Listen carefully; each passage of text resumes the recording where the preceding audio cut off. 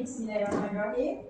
Ladies and gentlemen, Assalamualaikum warahmatullahi wabarakatuh, and a very good morning I bid to all of you. Thank you for joining us. Let me give you a warm welcome to our complimentary online training entitled Retirement Planning, Know Your Figure.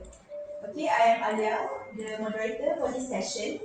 Before we start our very interesting topic today, let us all Muslims recite the Kitab Al-Fatihah.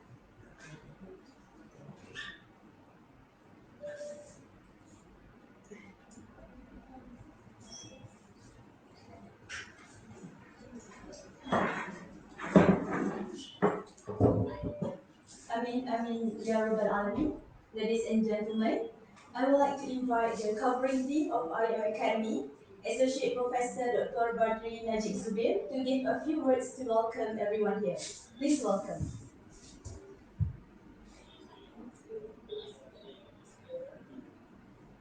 Salam. Ni, tolong mute-kan orang. Okay. Mana set? Ada BB ni. Kira tu mute.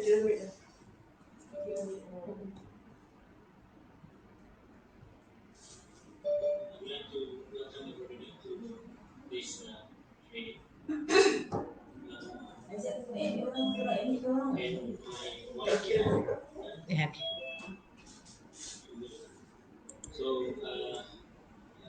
This is training by and I have seen that more than 70 people have joined. Thank you very much. I hope that all will be able to stay until the end. And I'm sure our speaker today, Zarina, also will be able to share her knowledge, valuable knowledge indeed, because she has had experience in the industry and then joined our university and became a staff, a member of the International Islamic IIM Institute of Solvency and Finance, IIBF. So the topic is retirement planning, and sometimes maybe just start thinking about retirement when they are reaching maybe 3 or 4 years before retirement. That is too late already. I'm sure Azat kena mute-kan orang yang baru admit.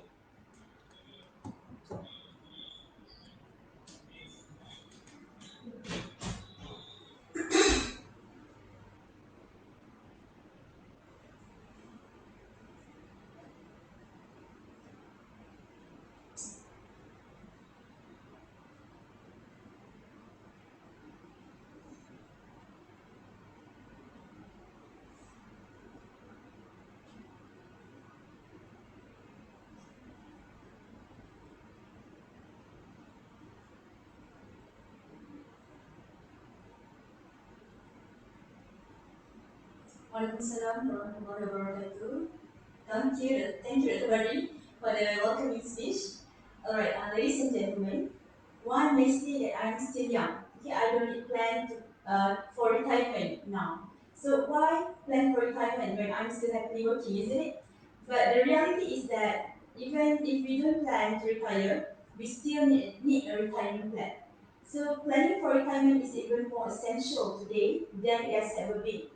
It is becoming increasingly difficult, reflecting the growing complexity of the world we live in nowadays.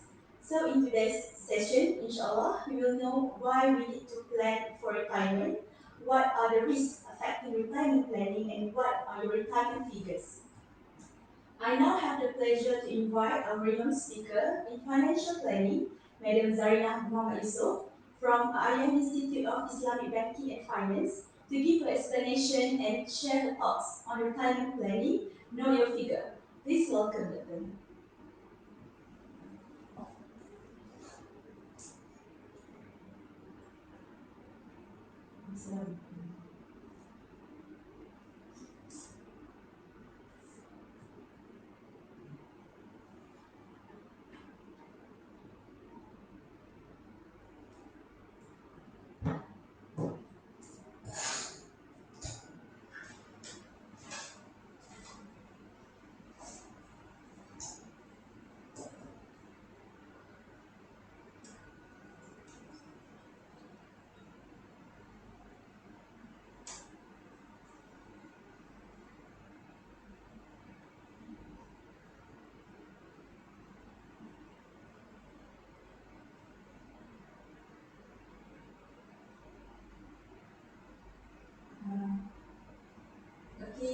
Wait lah. Aizat, nak allow doktor share screen. Dia boleh share kan?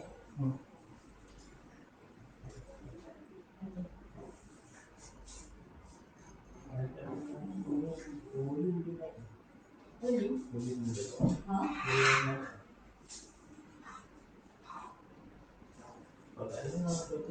Ni, ada pakai ikut. Tu, ni slow kan Didi? Tak dengar.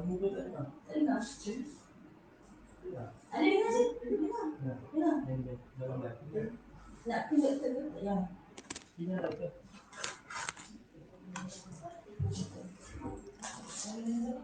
Alright. Share.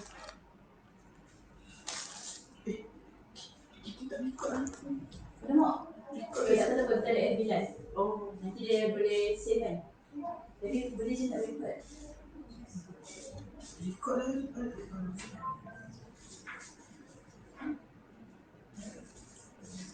Yes, doctor. Yes, madam.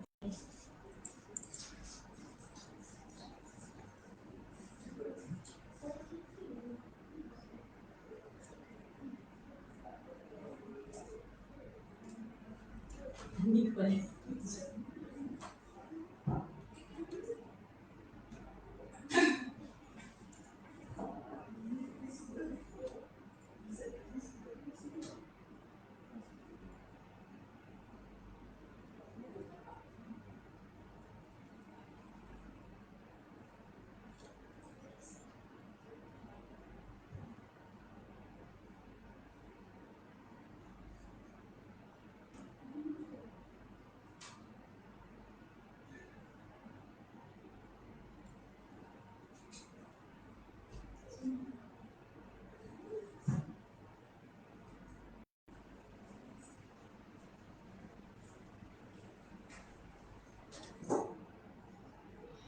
Buka IC. Financial planning. Identification program.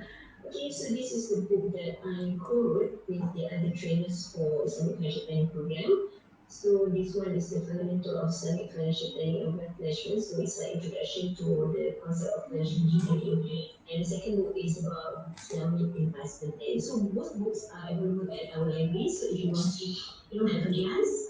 Alright, so okay, just to highlight my qualification in this particular area, of course, to establish a local standard in order to speak about this.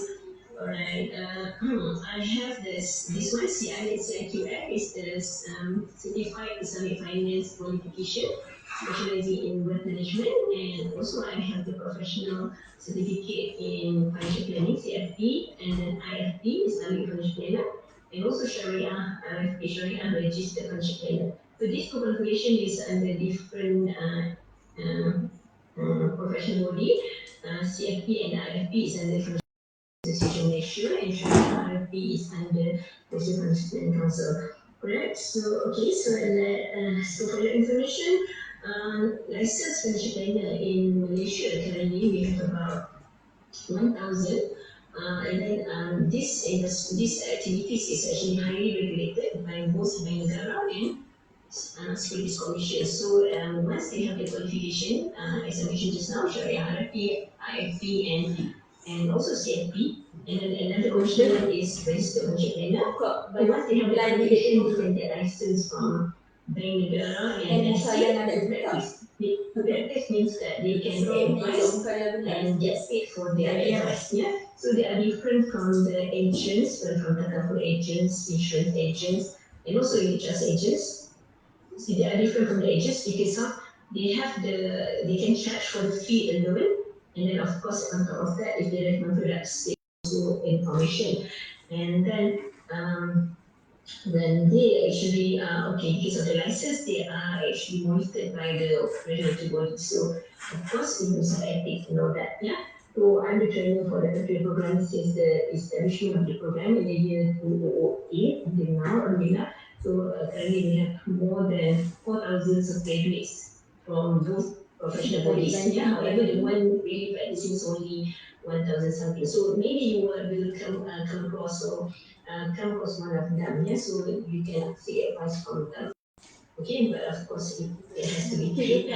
Alright, so that is just background of the industry. Why it is so important here because of the government aware that the level of financial literacy in Malaysia is still very low. Yeah. That's why in the year 2019, the government established a 5-year national strategy which is known as financial literacy national strategy of financial literacy from 2019 to 2023. Sorry, yeah, 5 years. So it is really in the middle, and then now all the agencies related to that particular initiative have been doing a lot to enhance the level of financial literacy among nations. Yeah, so among others, of course, if you look at now, many states already like embedding the component of financial planning and wealth management in their programs. In the case of underprepared students, so once they grow up, they would be able to manage their own financial affairs.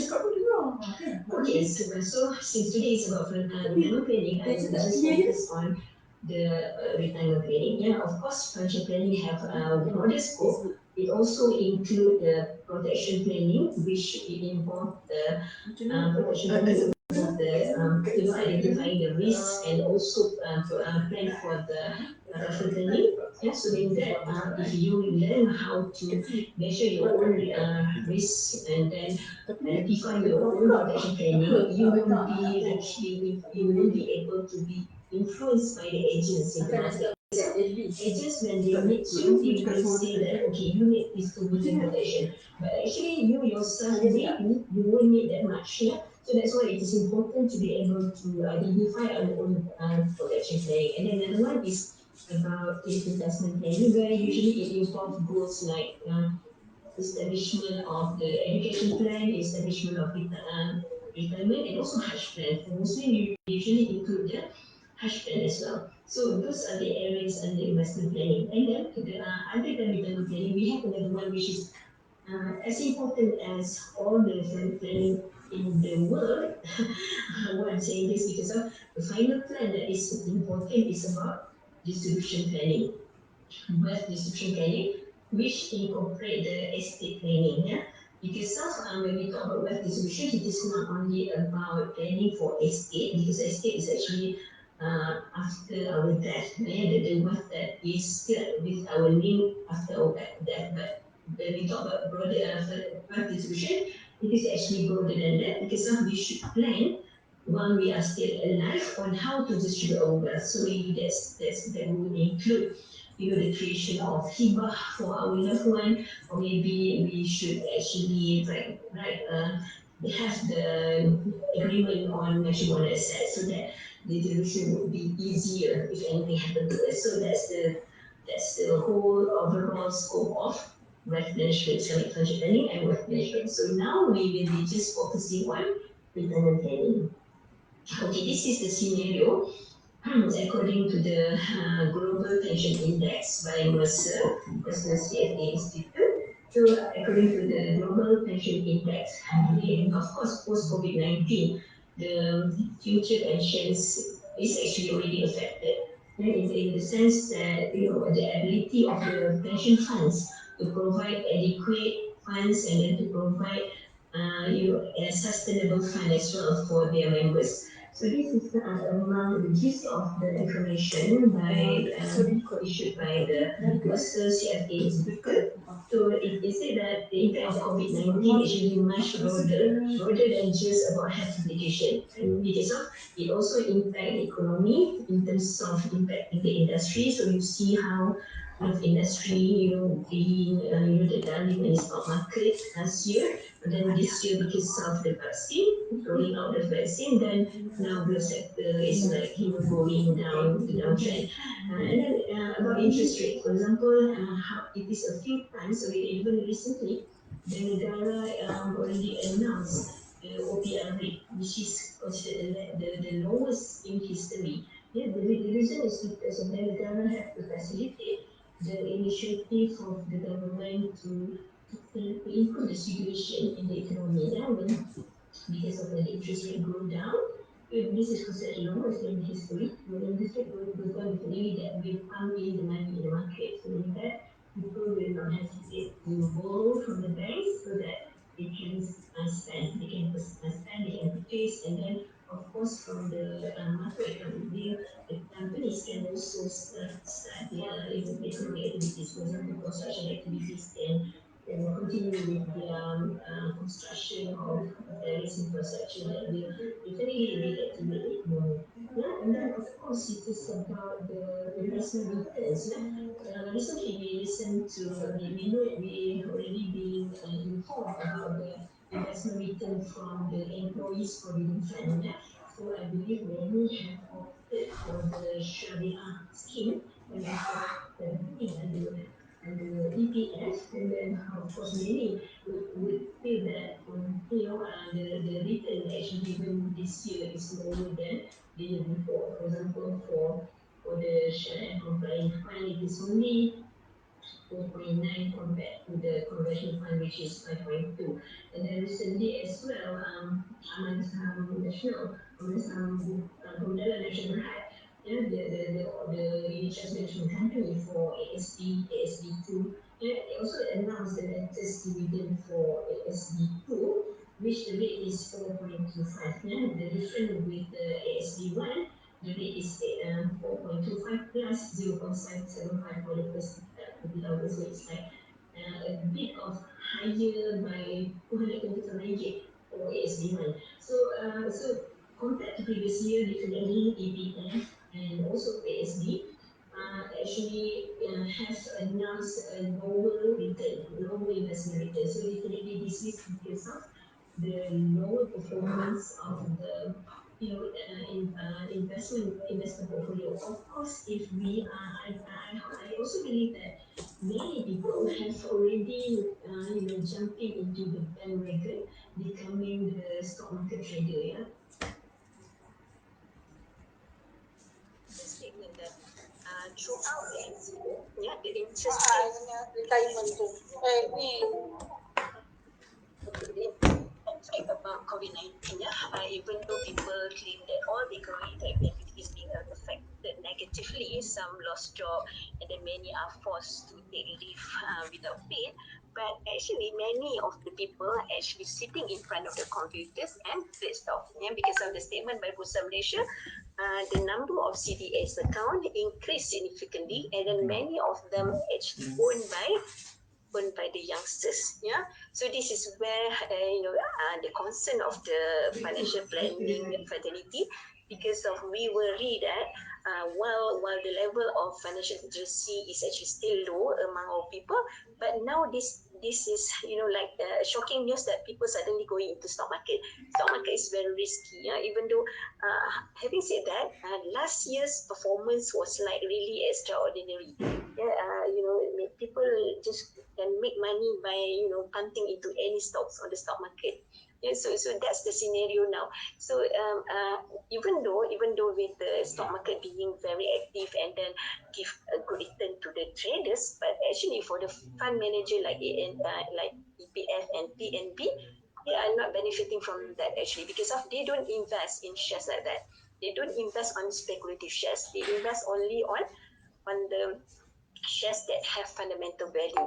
Yeah, so this is actually not the one active in the stock market that we saw happen last year. Yeah, so that's the difference between the fund managed by big fund manager like ASB, like PNB, and also EPF, with the stocks that becoming the darling stock last year. For example, the glove stocks and then the pharmaceutical stocks because of this COVID-19. So that's what we have to understand. Yeah. So investment return actually for the good stocks actually not really good because of the economic impact on their on the activities of the companies, right?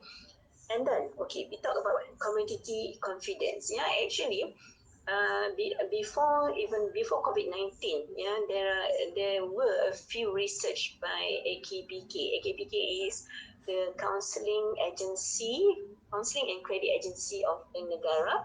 So their focus is actually giving counseling to the people and then providing the advice on credit for the people to help them and then to help them to come out from their financial difficulties, because many people who are referred to the AKBK are actually those who bankrupts.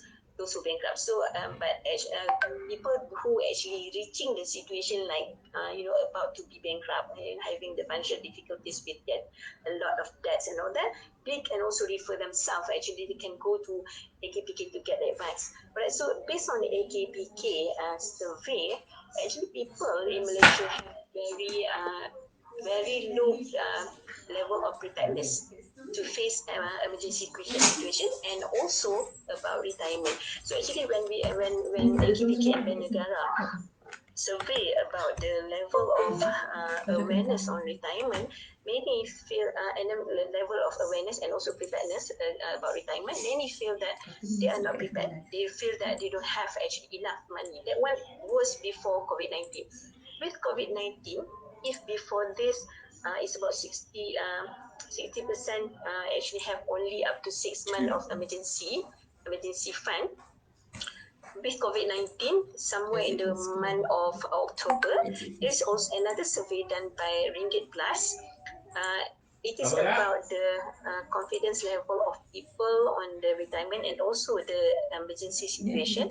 So these people responded saying that now many of them actually believe that they don't have even 3 months of fund to face if uncertainty situation. For example, they lost their job.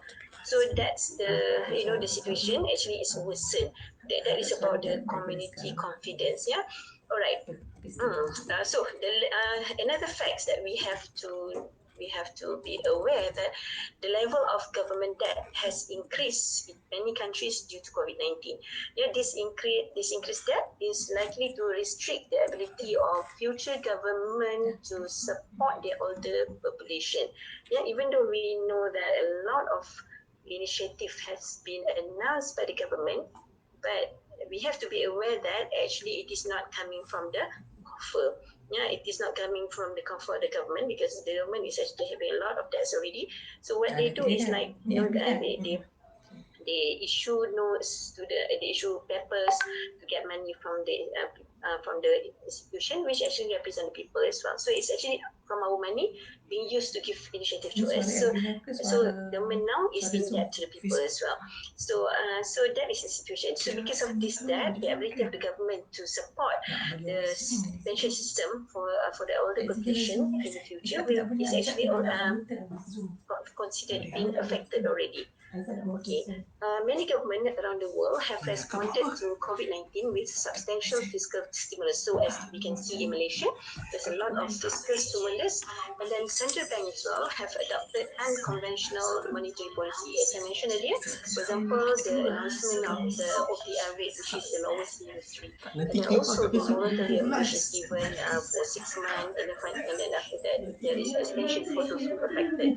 In fact, the takaful and insurance industry Yelah, maksud saya also give akak the keluar certificate daripada holder and skrin the ni, policy holder itu yang akan keluar payment holiday. So meaning akak that WhatsApp saya. instead Yang of akan you aku have dia. to pay the contribution every month, now you are given Tak 6 akak months WhatsApp. of holiday. So this is actually to ensure that the people in Malaysia would have money in the pocket. So they are not required to pay loans, and then they are not required to pay their contribution to takaful as well. So the payment holiday is given for 6 months, and of course it is just for the affected one. So for if Bank Negara, if for the banking industry, the moratorium is like being given blanket, so meaning that everybody get the moratorium. But for takaful and insurance, the certificate holder and policy holder have to apply in order to get the premium holiday. So these are the unconventional policy being done by central bank, and of course it is implemented by the banks and takaful and also insurance. Okay, the outlook for investment return is muted while volatility may be elevated. So what does it mean is the potential return of investment is actually become more gloomy. So it's not really positive. It's not really positive for the future, and volatility may be elevated. So meaning volatility will be increasing. You know that the return from the stock market is volatile. So with the impact of COVID-19, actually it will be more volatile. That was what we seen But that's what we actually observed last year, the year 2020. Even though like stock market, very good to some, yes, many people make good return from investment, especially when they invest in growth stocks. But sometimes many of the investors well actually suffer losses from the investment in that particular growth sector as well because of the volatility. Yeah, many people caught in this situation that they are not prepared to while they are seeing good returns, suddenly without they realize the price went down, and then they are actually in the red, or their portfolio is actually in the red, meaning that they are in loss. So that happened in the stock market. Volatility, it is actually increased. And this adding the normal challenge of risk management in a pension portfolio. So for EPF, for example, the one managing the pension fund for the private sector in Malaysia, the private sector and the non-pensionable government sector as well. So for EPF, definitely the challenge in risk management definitely is greater. Yeah.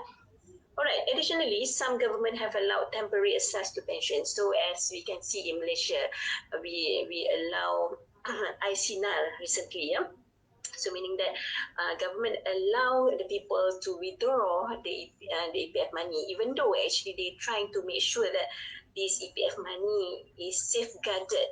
Yeah, is safeguarded. They don't want to allow the people to withdraw so much actually, but they have to, like to allow it because of the push from the people, because of the people really demand that they want to be able to withdraw the money.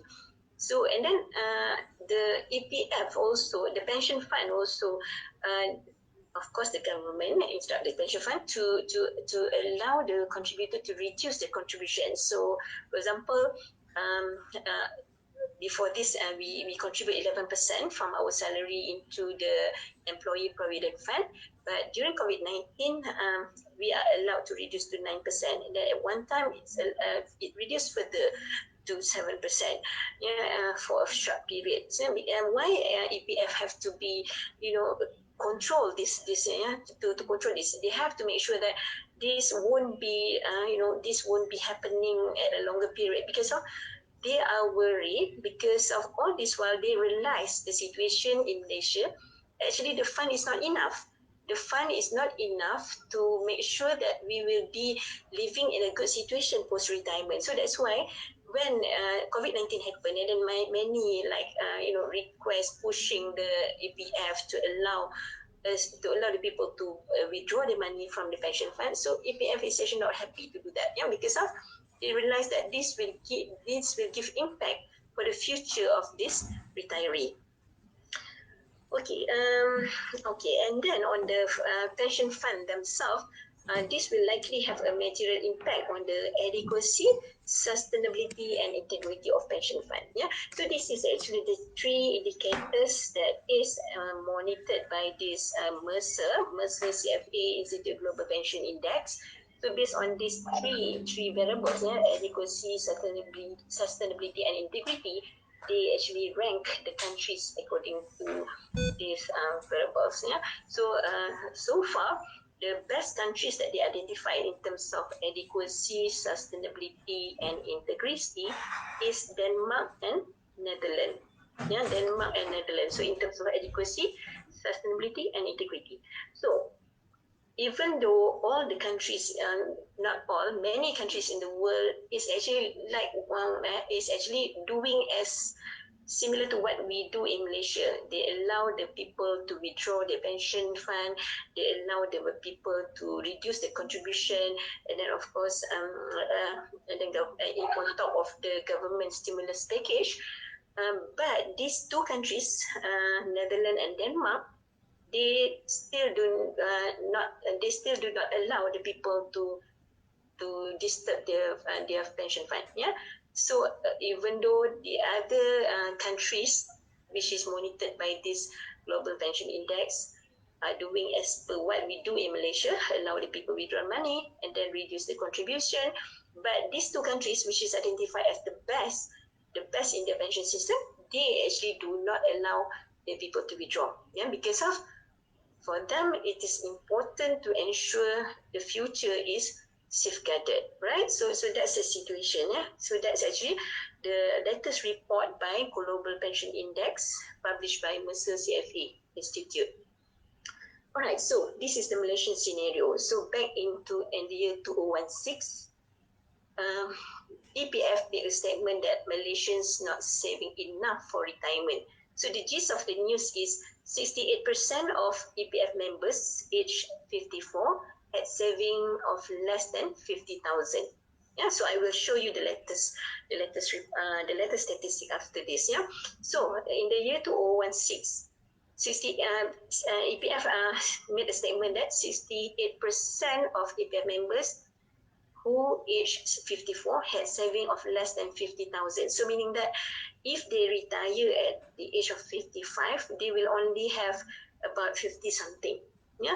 So with 50 something, let's say at 50,000. Let's say okay, they manage to get 55, or okay, give a good rate. Yeah. Let's say at 60,000 at the age of 55, and then they withdraw the money, they retire and withdraw the money. How much they can spend a month for a period of 20 years. So I just take it at a rough figure. So it would be about 250 per month. Yeah, 250 per month. Just imagine what can a retiree without stable job can do with 250 a month. And then this is actually 68% of EPF members. So you just imagine the situation, having 250 only per month to live for 20 years. So this is the situation in the year 2016. So what more the situation with the impact of COVID-19? Yeah. All right. Assuming that the members spend 830 per month, 50. Okay. This is assuming if that member having this amount of 50,000, if they spend 830 per month, the 50,000 can only last them for 5 years. So you just imagine, a retiree without stable job, and then usually at that time the health situation is also deteriorating usually. So if they withdraw 830 ringgit per month, this 50,000 will only be sustained for 5 years. Yeah. So just now I mentioned that this 50,000, if they want to live for 20 years, they are able to withdraw to 50 only per month. So that's the fact if we base on the 50,000. Yeah. If they want to be, using this 50,000 for the rest of 20 years, so they can only withdraw 250. But the facts of life is actually we need more than 250. So here this is the calculation by EPF. If they withdraw 830 per month for 20 years, they can only survive for 5 years only with 50,000. So one fact that you have to realize, the calculation that I make based on 50,000 just now, and when I say that these people can withdraw only 250, and then the second statement made by EPF, they said that if they withdraw 830, the 50,000 can be sustainable for only 5 years. These two calculations actually without considering the impact of inflation. So you just imagine if we incorporate the impact of inflation, so definitely based on my calculation in the first one, I am saying that they can only withdraw 250, right? So with the impact, if we consider inflation, actually the 250 is not 250 as per current value. It will be lesser than that. Yeah, of course, it will be diminishing in value by 3% inflation rate, or if we use 2%, it's by 2% inflation rate. So definitely, even when we talk about 250, for us it's not enough. So you just imagine if you want to consider inflation, 250 is not the current value of 250. It would be lesser than that in the future. If we base on 4% inflation rate, in 16 years' time, the value of money will reduce by 50%. So if we calculate based on 250 now at 4% inflation rate, in 16 year time, the 250, the value will become 125 only. So what can we buy with 125? Even to rent a low cost flat also we cannot do that, with 125. So that's the situation actually. Even this calculation 830 per month for which can be sustainable for 5 years, this is also a rough calculation without considering inflation. Without considering inflation. So if we consider inflation, definitely the the sustainability of the fund will be shorter, not even 5 years. So this is the situation in the year 2016. So that's why when COVID-19 happened in the world, and then of course Malaysia is impacted with the is quite significantly impacted. Yeah. So definitely APF is very worried with the situation, and so that's why they were quite hesitant in the beginning to allow the people to withdraw. Okay, this is another statistic mentioned in the year 2016. Only 18% of APF members achieve the basic saving quantum according to age, which is 196,800 by the age of 55, which is enough to support basic retirement needs for the next 20 years. Yeah, so out of the total depositors of EPF, the total members, which is active members, only 18% will be having the figure of 196,800, which is the figure enough to survive for 20 years. Right, and then okay, so the example is by the age 35, a member is recommended to have 46,000. So this is actually the calculation of EPF for the basic saving quantum. Yeah? So this is the basis for EPF also to allow the members to withdraw for members' investment schemes, because if they want to safeguard depositors' money in EPF rather than allowing the depositors to take out and invest somewhere else, because we want to ensure at least it is in a safe place, because of actually investing out with a private investment management company actually quite risky. Yeah, right. So based on this calculation, at the age of 35, a member is recommended to have 46,000, which should increase to 102,000 at the age of 45, and then 143 at the age of 50. So at the age of 55, it should increase by 196. So based on this calculation, they estimate that only 18% of EPF members would have this amount. Yeah. So meaning that the rest actually having less than that. Okay, so impact of COVID-19, as all of us are aware, ICNR is allowed finally, and then without condition. So for but still, they impose that for those having less than 100,000 in EPF, they can only withdraw 10,000. And then for those who have more than 500,000, they are allowed to withdraw 60,000, and then the withdrawal have to be done in 6-month period. Staggeredly. They only now because they still want to control. Yeah. So now with that situation, EPF have been issuing a lot of advice, reminder, because of they are really worried that the depositors might be using the money wrongly. Yeah. Alhamdulillah. So this is on yesterday, and then yesterday also NGO is the NGO here is the Consumer Association of Perak. Yeah, this NGO say that they observe that people spend money on unnecessary things. For example, they buy gold. I believe everybody heard the news about how many people are queuing at the goldsmith at the gold shop. Yeah, goldsmith outlet, how people were queuing to get a turn to go into the goldsmith, to the gold shop to buy jewelry.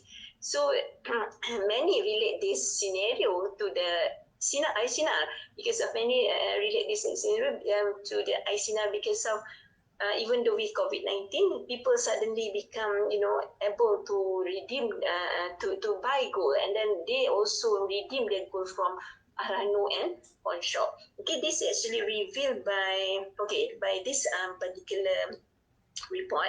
Also yesterday, Malaysian Trong pawn shops using ICNR money to reclaim belonging. So this is good for the people, definitely, because now they are able to redeem their gold from the pawn shops, and then this include Arano as well. Okay, so a significant surge in numbers of people redeeming their gold from pawn shop And then many are also using the money to buy gold due to drop in price of gold recently. So this statement is made by the owner of pawn shop, who is also the owner of goldsmith. Yeah, so the owner also now selling gold in his outlet. So he said that many people also buy gold, and then some were queuing at the outlet as early as 5 a.m., 5 and 6 a.m., to go into and buy gold. So we actually, many people are happy. They said that, well, that should a good indicate, that is a good indicator, as if showing that we are not really affected so much, yeah. But the thing that worry us in the financial planning fraternity is actually this money coming from ICNR. It is not actually their money. Yeah, it is not actually the people's money that they have. It is actually the one that they withdraw from ICNR. Because of even though it is good to buy gold, because of now many people are claiming gold is the best investment, but still it is a risky investment. Yeah? And now gold is becoming the commodity for investment. It is not like before where people buy gold because of they want to save the value as a medium to save the value. Yeah, we usually buy gold when we have extra, and then we will usually we don't sell. Usually we just keep them, and then if we really in need, then only we will sell. But it's very like rare, that situation. But now people use gold for investment. So because of it is already becoming investment, the price is now volatile. Yeah, so that's why it is still a risky investment asset. So if we want to invest in gold, we have to, of course, know the gold market. We have to follow the price movement, but having said that, it's quite difficult to manage actually the risk of investment. So we have to be, aware and don't put 100% of money in that investment. Yeah, because of in investment we should diversify. Don't put everything, even though now because of this is like a normal scenario. When you meet the gold investment advisor, the so-called investment advisor, self-claimed investment advisor, they will say that gold is the best investment. Then they will show you all the track record of the returns on gold. Yeah, the same thing when you meet the fund manager. It's not actually the fund manager. They are the salesperson of the fund manager. For example, the unit trust agent, and then now with the private mandate. Yeah. So now with private mandate, I believe some of you already being approached by the marketing representative of private mandate. Private mandate is um, something that is actually available from the beginning of, from the beginning, as when I entered the industry in the year 1992. I know already that there is private mandate, but at that time private mandate is only accessible by those high net worth investors. And because of the minimum amount to invest or to have this private mandate account is very high, 1 million and above, 1 million US, yeah. And then now, the regulatory body allow the minimum investment to be as low as 50,000. So that's the reason it become like the hot cakes in the market. So I believe you know the tagline of tak handsome tak apa tapi kaya. I believe all of you are aware about the tagline. Tak handsome tak apa tapi kaya, by one fund manager who claimed that he can actually give you return of 200-300% return. Yeah, so actually as I work in fund management industry before, and then I was the investment analyst before actually. So when I heard the statement that he can give a return of 200%, 300%, I'm worried that people will be influenced by the potential return. Yeah, because of in investment, one thing that we have to realize, the higher the return, the higher the risk as well. So if somebody promise you the return can be 200%, 300%, the potential of loss is also 200%, 300%. Yeah, because of in investment, simply everything that give you high return would have the potential of high loss as well. Yeah. So the same goes that it is like goes like this. So meaning that if you are willing to take that much of risk, so you are of course have the potential of having that return as well, that level of return. Okay, so this is the basic fundamental of investment: high risk, high return. So this is where we are worried because of many people have been influenced by this sort of advertisement. You know, many people claim that last year they managed to give return about more than 200, 300% to their investor. So now they hire many youngsters especially to become their marketing representative. So this is a thing that we worry because of we are afraid that many people may be withdrawing their EPF and then put their money in this private mandate. Yeah, because of we have to realize that the higher the risk, the higher the return. And then these particular people who promote about private mandate, they always compare themselves to EPFs, for example. Let's say that, so among the things that they claim that they say that rather than you put your money in EPF, the return is just 4 to 5%. Better you invest with us, private mandate. We can give more than 100%. You know, and then they compare themselves to PNB as well, to ASB, to ASB, whatever funds under PNB. They say that these people, the fund manager, is old school. We in private mandate is considered new school. Actually, there is no new school. There is no old school. Yeah, the theory or the theory and practice about fund management is simply you have to buy at low, you have to sell at high, and then of course the investment should be done based on fundamental analysis first. Then only you should use the technical analysis to support your decision to make sure that you know when to enter the market. Yeah, for example, let's say you want to buy Top Glove, this very popular stocks. Let's say your fundamental analysis showing that this glove stock can reach the price of 20 ringgit because of it has value, because due to the potential business that they will be undertaking. So because of that, the price would go to 20 ringgit per share. So if the price is now 5 ringgit, so it's a good time to buy. Yeah. However, the technical analysis will show you when is the best time for you to buy this glove, meaning that you have to get the best price, the lowest price to buy. So this is actually the use of fundamental analysis and technical analysis.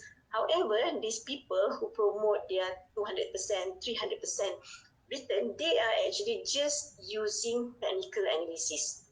They are just using technical analysis. They based on chart, they look at the movement of price, and then they buy at the price which they believe lowest, and then they sell at the price which they believe highest. Yeah.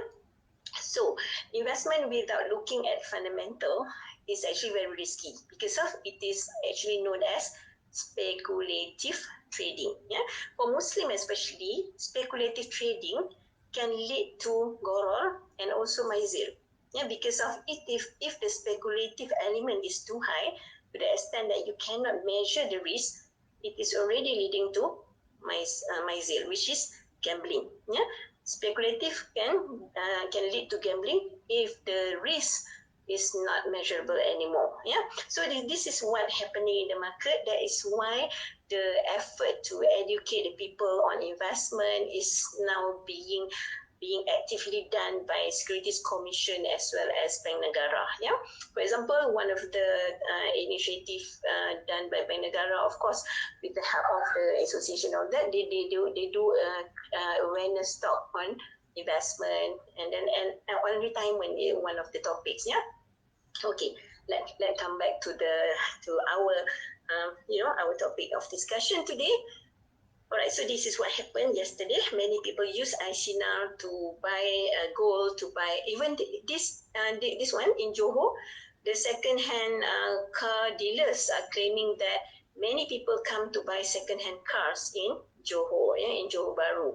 And then the one in demand is the one with the price of 50,000 and below. So meaning that it is really like can be related to the money that being withdrawn by ICNR because of the amount that is allowed is 60,000, right? So and then many of them observe that this trend actually becoming significantly increase because these 2-3 weeks after the EPF actually already processed the application and then start dispersing the money. All right.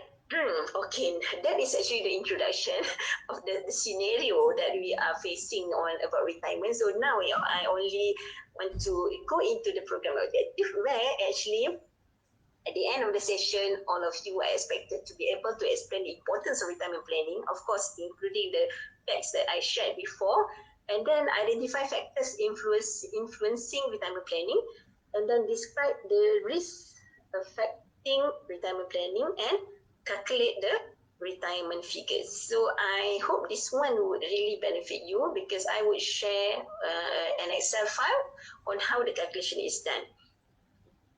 Alhamdulillah. Okay. So this is the content to achieve the objective. Of course, we need to know why we need to plan for retirement, and then what are the factors influencing retirement planning, and what are the risks affecting retirement planning, and what is your retirement figures, right? Okay, why we need to plan for retirement? Okay, having they already understand the background of the problem statement. So these are the reason why we need plan for retirement. Yeah, the first one is increase in life expectancy. So due to the improved healthcare, due to the better standard of living, almost all country in the world is actually experiencing increase in life expectancy. So I will show you the statistic after this by Department of Statistics Malaysia. Right, and then actually there is a shortfall in employer-funded pension and pension funds. Yeah, so I will show you the statistic related to EPF. Of course, the new statistic that I mentioned earlier.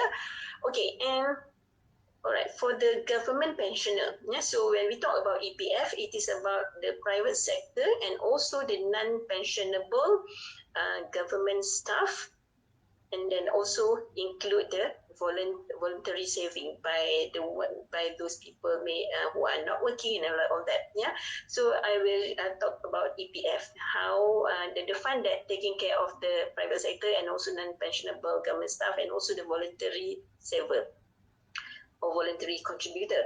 Okay, about when we talk about pension, usually those in the government sector, they feel like comfortable, yeah, because of what they will get is 50% from their last drawn salary if the number of years is less than 30 years. If the number of years of service is more than 30 years, what they will get is 60% of the last drawn salary. So meaning that if they are earning 10,000 now, so upon retirement, they will get 6,000 and this money will be given to them throughout their life. So that's why it is like they are not in the situation like those in private sector where we have to really make sure that we have the nest egg, we have the amount of money required upon retirement, and then we have to really make sure that the money is safeguarded to ensure that we will be able to sustain the fund until the end of our life. Yeah, for those government pensioner, because of they will be paid throughout their life, and then even if let's say they pass away, their spouse, the surviving spouse, will get the pension also throughout their life. So they are in the blessing environment. Okay, so this is the two situation, but when we talk about, but actually, okay, what I want to say is, having said that the pensioner would get 50% and 60% of the last drawn salary, and then they are like in heaven, as if heaven, they are home already. Having said that, actually, I met many government pensioners that face difficulties in reducing the lifestyle. Yeah, because of when you are earning 10,000 now, and then once you already retire, then what you get from your pension is only half of your salary. So what does it mean is you have to reduce your lifestyle by half as well.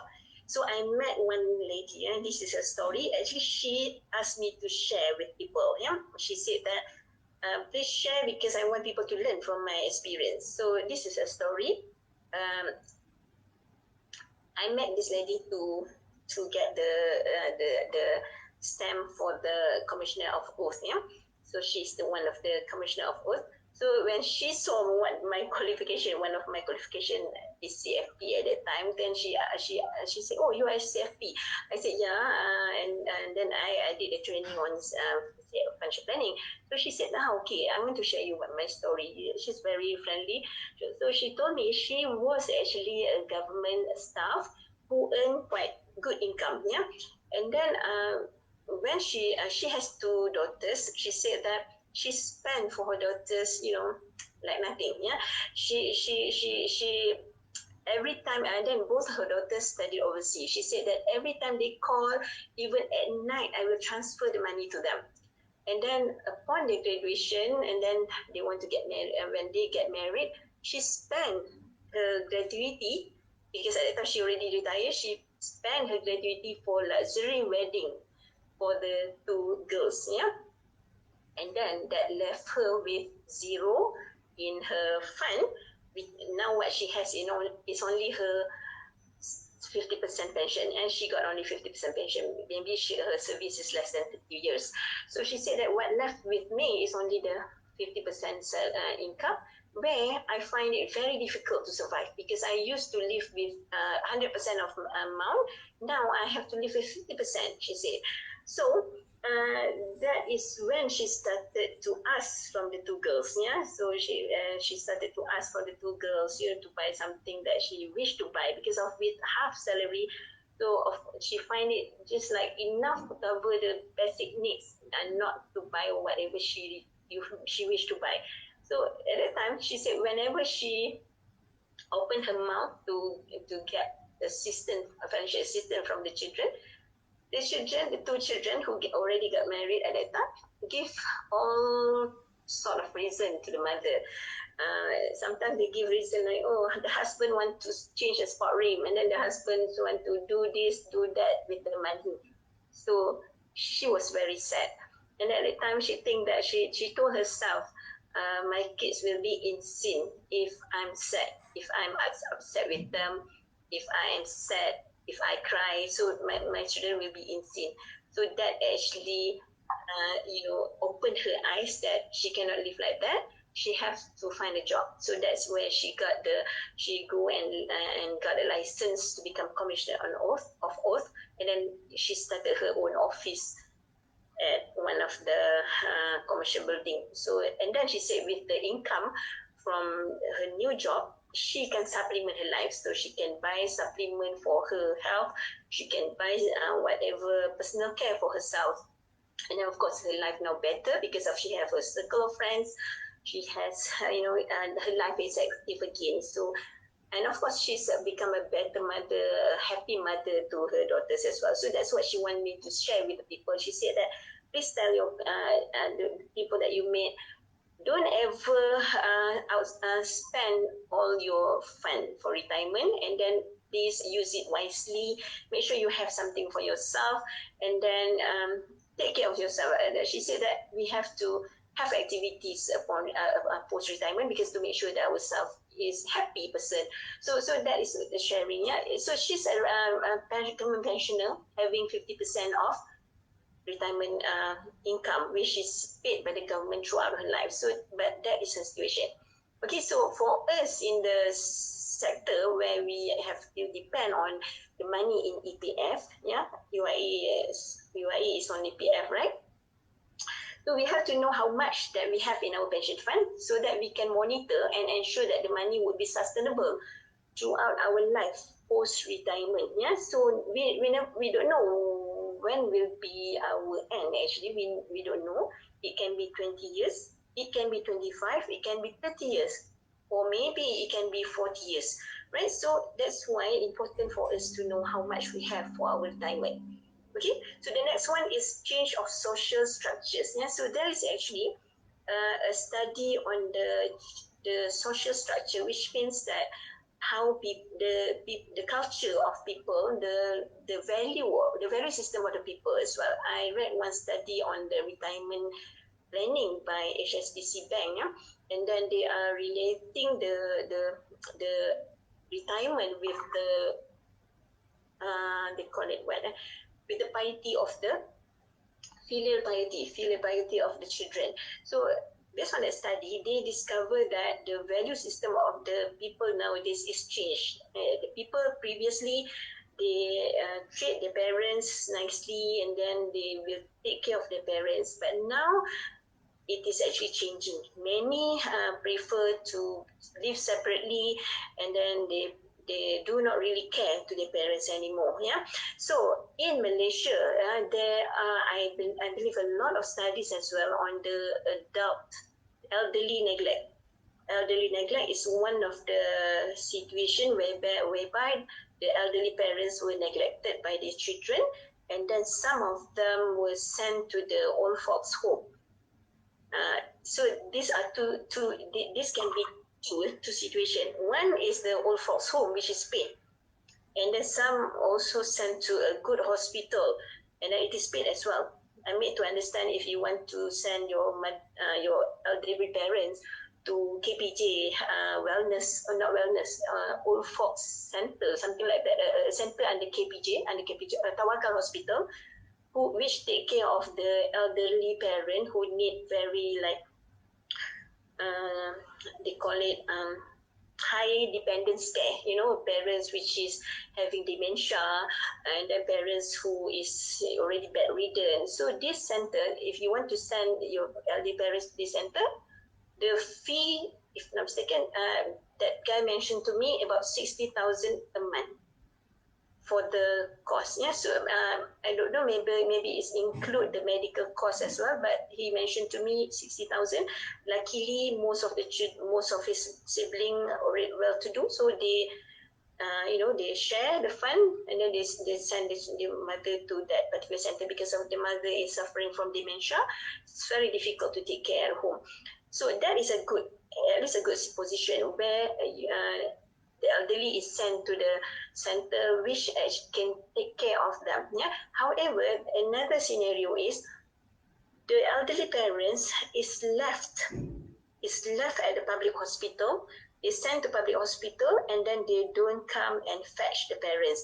And then some even worse, they fetch from hospital and then they leave their parents at the roadside. Yeah, I read that news in the newspaper. And then this is happening in most of the cases. This has been happening to the mother. Mother, I rarely read in the newspaper. The one that I read in the newspaper is is happening to the father. So I believe it is maybe because of the bonding, and the bonding, because mother usually have that nature bonding when even from the baby when the baby is inside us. So father have to create bonding. So maybe because of the lack of bonding that actually resulted in the children do not hesitate to just leave their father at the roadside. So I read in that news about how many elderly men being left at the roadside, and then finally this old folks home have to fetch them. Yeah? So the two situation, I visited a few old folks home. The founder told me that some of the residents actually coming from hospital, where the public hospital called them to fetch this elderly because of nobody come and fetch them.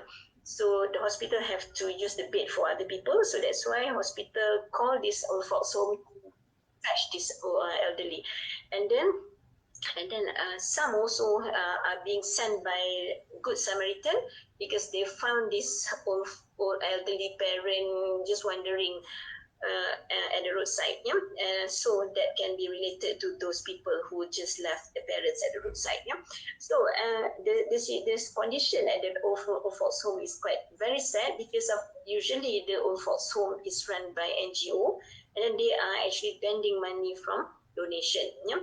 So the situation, and then because of these people like being neglected by the family, so usually they don't have the motivation to live anymore. They are not happy, and then they don't have motivation to survive from their situation.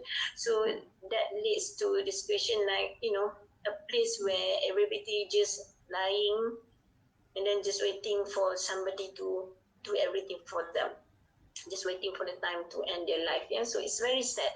So, and then based on my reading on a few research on the elderly neglect, I found that one of the factors that lead to the elderly neglect is the monetary factors and financial factors, because of the children don't have actually enough money to take care of their parents.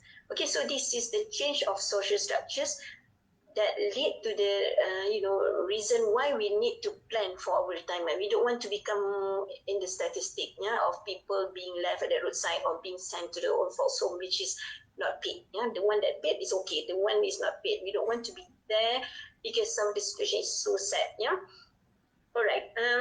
Lack of social security system. Yeah. In Malaysia, for example, what we have is, like I mentioned, it is the old folks home, which is under the private company, and now many company are coming up with retirement home, which is also very expensive. Retirement home, for example, the one that is established by the one company, actually, the founder is also financial planner. So after she advised people on financial planning, then she believed that now it's time for her to advise people how they use the money upon post retirement. So she established this company. Now I forget the name of the company. So and then she is now working with one property developer to come up with retirement village. But of course, this is for the high net worth. So for those already accumulating money, save money to develop their nest egg for retirement. So these are the people targeted by this company to come and spend your retirement life in their retirement village, which is actually very luxury place. Yeah. Of course, we have also for Muslim the one in Jeram, for example. Yeah, Jeram, somewhere the area in Dengkil, where there is a village where all people, the elderly parent can decide to buy one small hut so that they can spend their retirement time, and then they can go to they can do religious activity together with the founder. Yeah, so it's like Islamic retirement home. Yeah, so somewhere in, I think the name of the place is Jeram, somewhere in Dengkil. I forgot already the name of the place. Okay, so that is the lacking of social security system, because of we don't have a center where it is funded by the government. Yeah, 100%, and that is good place where everything will be taken care for the elderly. We don't have that. Yeah, so for the one who have money, they can go to the private retirement center, and then for the one that do not have money, they will be sent to the one run by NGO. So the one that run by the government with a complete good system, we don't have that such like that. Yeah, such place. All right. Desire to remain as a contributor. So if we want to continue be active post retirement, we want to keep on maybe doing charity activity to help others. So definitely we ourselves need to have a sufficient fund to survive. Yeah. So we need to be in a position where we are in a good position financially, then only we can remain a contributor. So if we want to remain active, have a good lifestyle, so we have to have good sufficient retirement fund. And then some people want to enjoy their retirement life with relaxation, with rest and relaxation. Some also dream to travel the world. Yeah. Because of many believe that the post-retirement life should be a golden years. Yeah, they call it golden years. However, the golden years that we dream of won't be shining as gold if we don't have enough money. So that is what we have to be aware of. Right, so if we want to have rest and relaxation, traveling, and then 1 month in UK, 1 month in Australia, for example, we have to have enough money in our fund, right? So without that, please don't follow the lifestyle of those have. Yeah. All right, we have to really realize what are the lifestyle that we can pursue post retirement. Okay, this is the increase in life expectancy. So this is the statistic revealed by the Department of Statistics Malaysia. So this is the latest one. This is life expectancy at birth. Yeah. So from the year 2014 to the year 2020. So you can see here, upon birth. So they estimate, the Department of Statistics estimate that female can live until the age of 77.6 as at 2020. Yeah, if right, in the year 2014, the age, the lifespan would be until 77 only. So this show that it is already increasing. Life expectancy for female upon death has been increased from 77 years to 77.6. Yeah. And then for the male, in the year 2014, it is 72.4. In the year 2020, it is 72.6. Yeah. So for both female and male, previous in the year 2014 it was 74.5. In the year 2020 it was it was last year 74.9. So meaning that the life expectancy has been increased throughout the years. Yeah, so this is just comparing from the year 2014 to the year 2020. So if you look at the life expectancy at the age of 60, so meaning that here, if you survive the age of 60, so you would be having this amount of years to go through. Yeah, so this is based on Department of Statistics as well. So what does it say is for male, in the year 2014, their life expectancy, if they can survive the age of 60, they will be having 18.2 years. And now it is improved further. It will be 18.4 years. So meaning that the final age would be 78.4.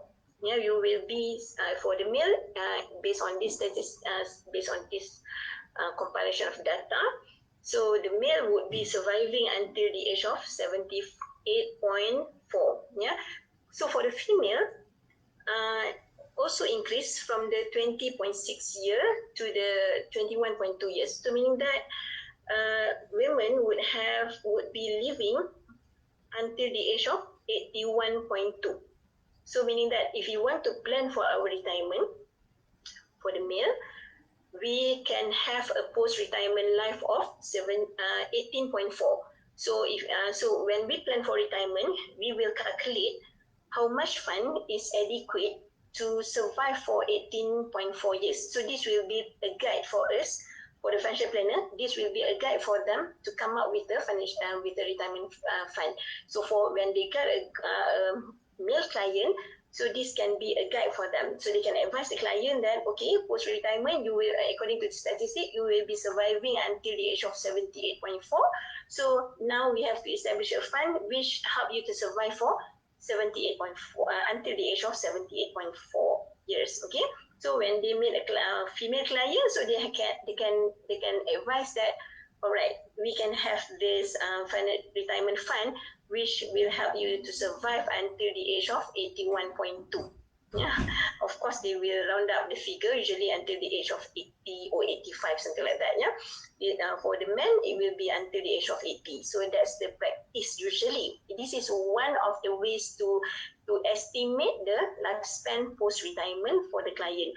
Yeah, to advise client. However, another thing that need to be considered. Yeah, so this is the official figure of the population at large, yeah, of the many people in Malaysia. So in average, this is the lifespan. However, individually, we have to really consider the family track record, for example. Yeah. So if that family, if that client or if that person having a father and mother who live until the age of 100, for example, so definitely it is not right to advise them to only plan for the life post-retirement for only 20 years. Or maybe this one 25 years. Definitely it's not correct. That's not right. Because of the family have the track record to live until the age of 100. So So if that person want to retire at the age of 60, so definitely the number of years to be prepared for post-retirement would be 40 years. Yeah, because of we don't want to be underestimating the longevity of this client. So if we do that for ourselves, definitely we have to consider our parents as well. If our parents survive until the age of 100, so we have to prepare our retirement fund, which can help us to survive until the age of 100 as well. Yeah. So, of course, the increase of life expectancy seems good, yeah, from the perspective of it is resulted from the better healthcare. It is resulted from the uh, better from the improved standard of living. Yeah. However, we have to realize that with this increased number of years, we will require more money. Yeah. Okay. This is one table that I calculate myself. I'm calculating on my own. Okay. The assumption that I use is the inflation rate is 3%, and then rate of return is 6%. What do I mean with the rate of return? So meaning that I'm calculating for a total fund which is required at the age of requirement, at the age of retirement, based on assumption that we should put the money in an investment instrument. So here the investment instrument can give us 6%, so which is very low. The reason is because of when we are in retirement life, usually people would be, all the people usually would have a lower risk profile, lower appetite towards risk. We can't actually take a lot of risk in our investment. So that's why usually when we calculate retirement fund, we would use a rate of return which is low, yeah, which is low. And this is not really low. The really low is usually 2.5 maybe or 4%. But we have to make sure that the rate of return is higher than inflation rate. Then only we can ensure that the purchasing power will be retained. So that's why this is considered a modest return for retirement. So I'm assuming that if we can get an instrument that can give us 6%, and then if the inflation rate is, let's say, at 3%, okay, 3% is quite high for official inflation rate, yeah, because some usually the inflation rate is about 1 to 2%. The maximum would be 3% official inflation rate. So for those with economic background, you know that it is based on the basket of goods. Basket of goods, which among the goods are the basic food, the basic food that we consume. So it is actually based on what? This is the accessibly short online course. Okay, I thought somebody want to give me input. All right. So inflation rate is based on the rate of inflation for a basket of goods. Yeah, and then most of the items included in the basket are the basic item of basic necessities. For example, rice and all that. So that's why sometimes when we meet client, when a financial planner meet client who are having a high lifestyle, a very luxury lifestyle, so we have to use inflation rate which is higher. Because of actually for those subscribing lifestyle which is luxury, the inflation rate is higher actually. The price of goods for luxury goods increase higher than the official inflation. So we have to use a higher inflation rate actually. But I'm using the normal inflation rate that we use for ordinary people, which is 3%. So, and then based on the rate of return, which is 6, yeah. So here we are applying the concept of conservatism, which means that in estimating the rate of return, it's good to use a low rate of return. In estimating the cost, which inflation rate is one type of cost, we should use a high estimation. So this is based on the concept of conservatism. This is because of to ensure that we won't be underestimate the cost, and then we won't be like very very optimist or overestimating the rate of return. Okay, so based on this 6% return and 3% inflation rate, the inflation adjusted return is 2.91.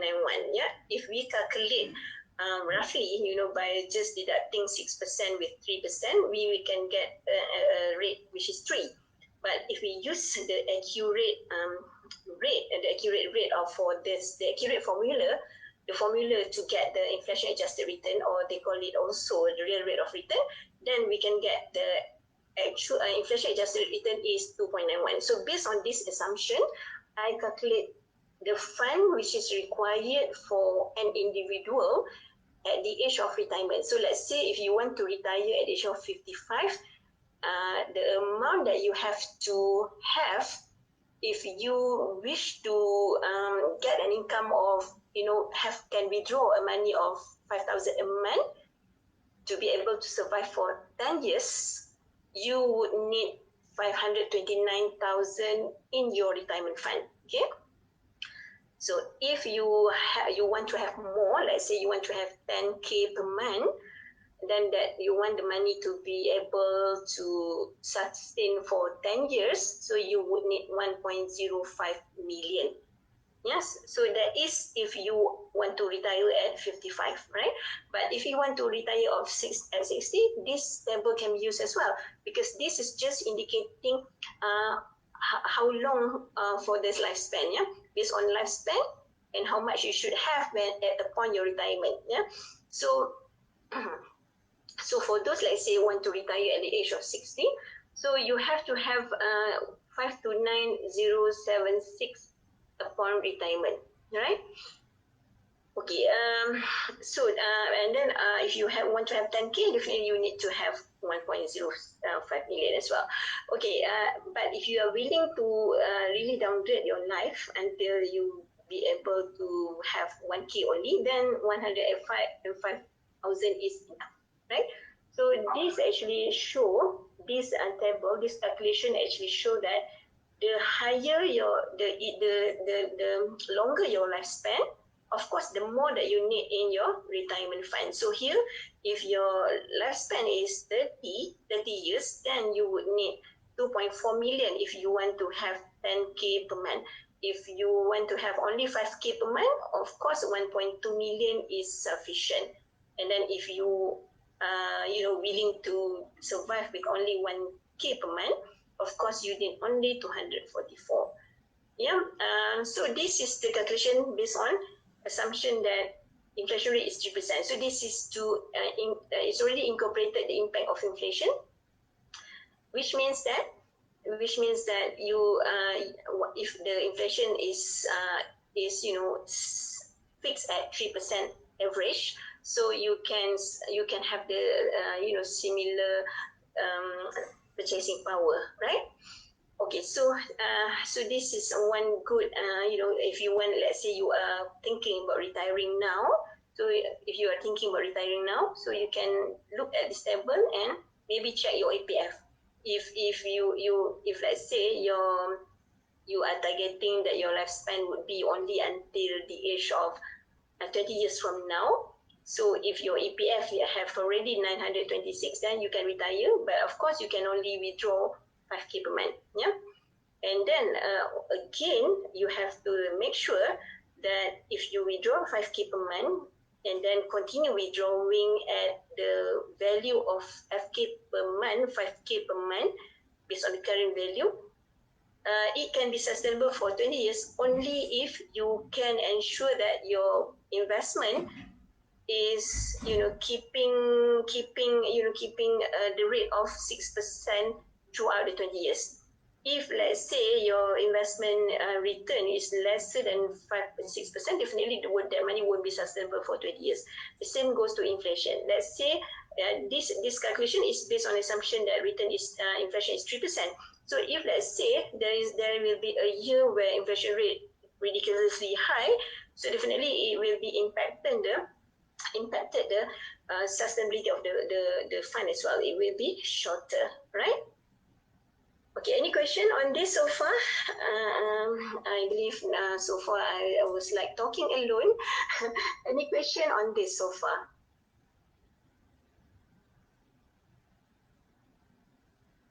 Anybody want to ask anything? No question? Okay, so meaning that I can continue? No question so far. So I'm not talking alone, right? Dr. Badri, are you there? Oh, Sister Alia, are you there? I'm here. All right, so I'm still, you can hear me, right? All right, I just want to make sure that I'm still in the, in the event where I have audience. Yeah, I don't want to be suddenly without realizing, actually I'm talking alone and then all of you couldn't listen to me, all right? So no questions so far, yeah? Dr. Badri, anything maybe you want to ask about this table? Karina, if I may ask. Yes, Dr. Riza. Okay. What if we just realize that we don't have enough fund? Okay.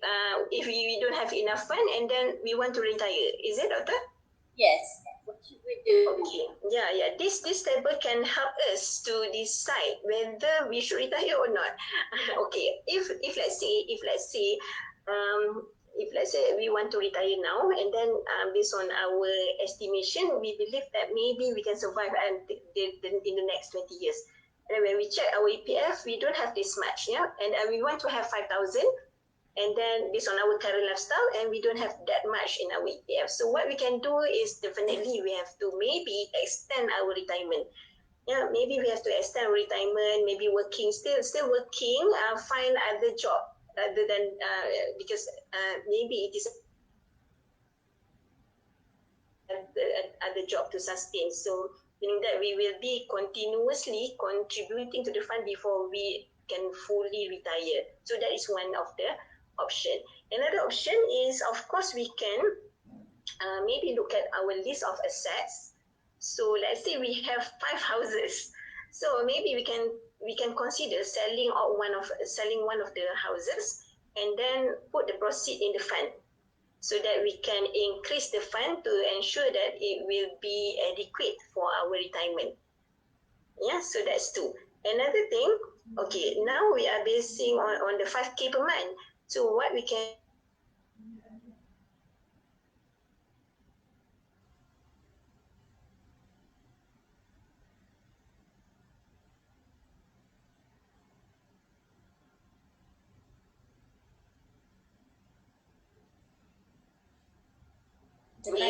many are suffering from the stress at work actually.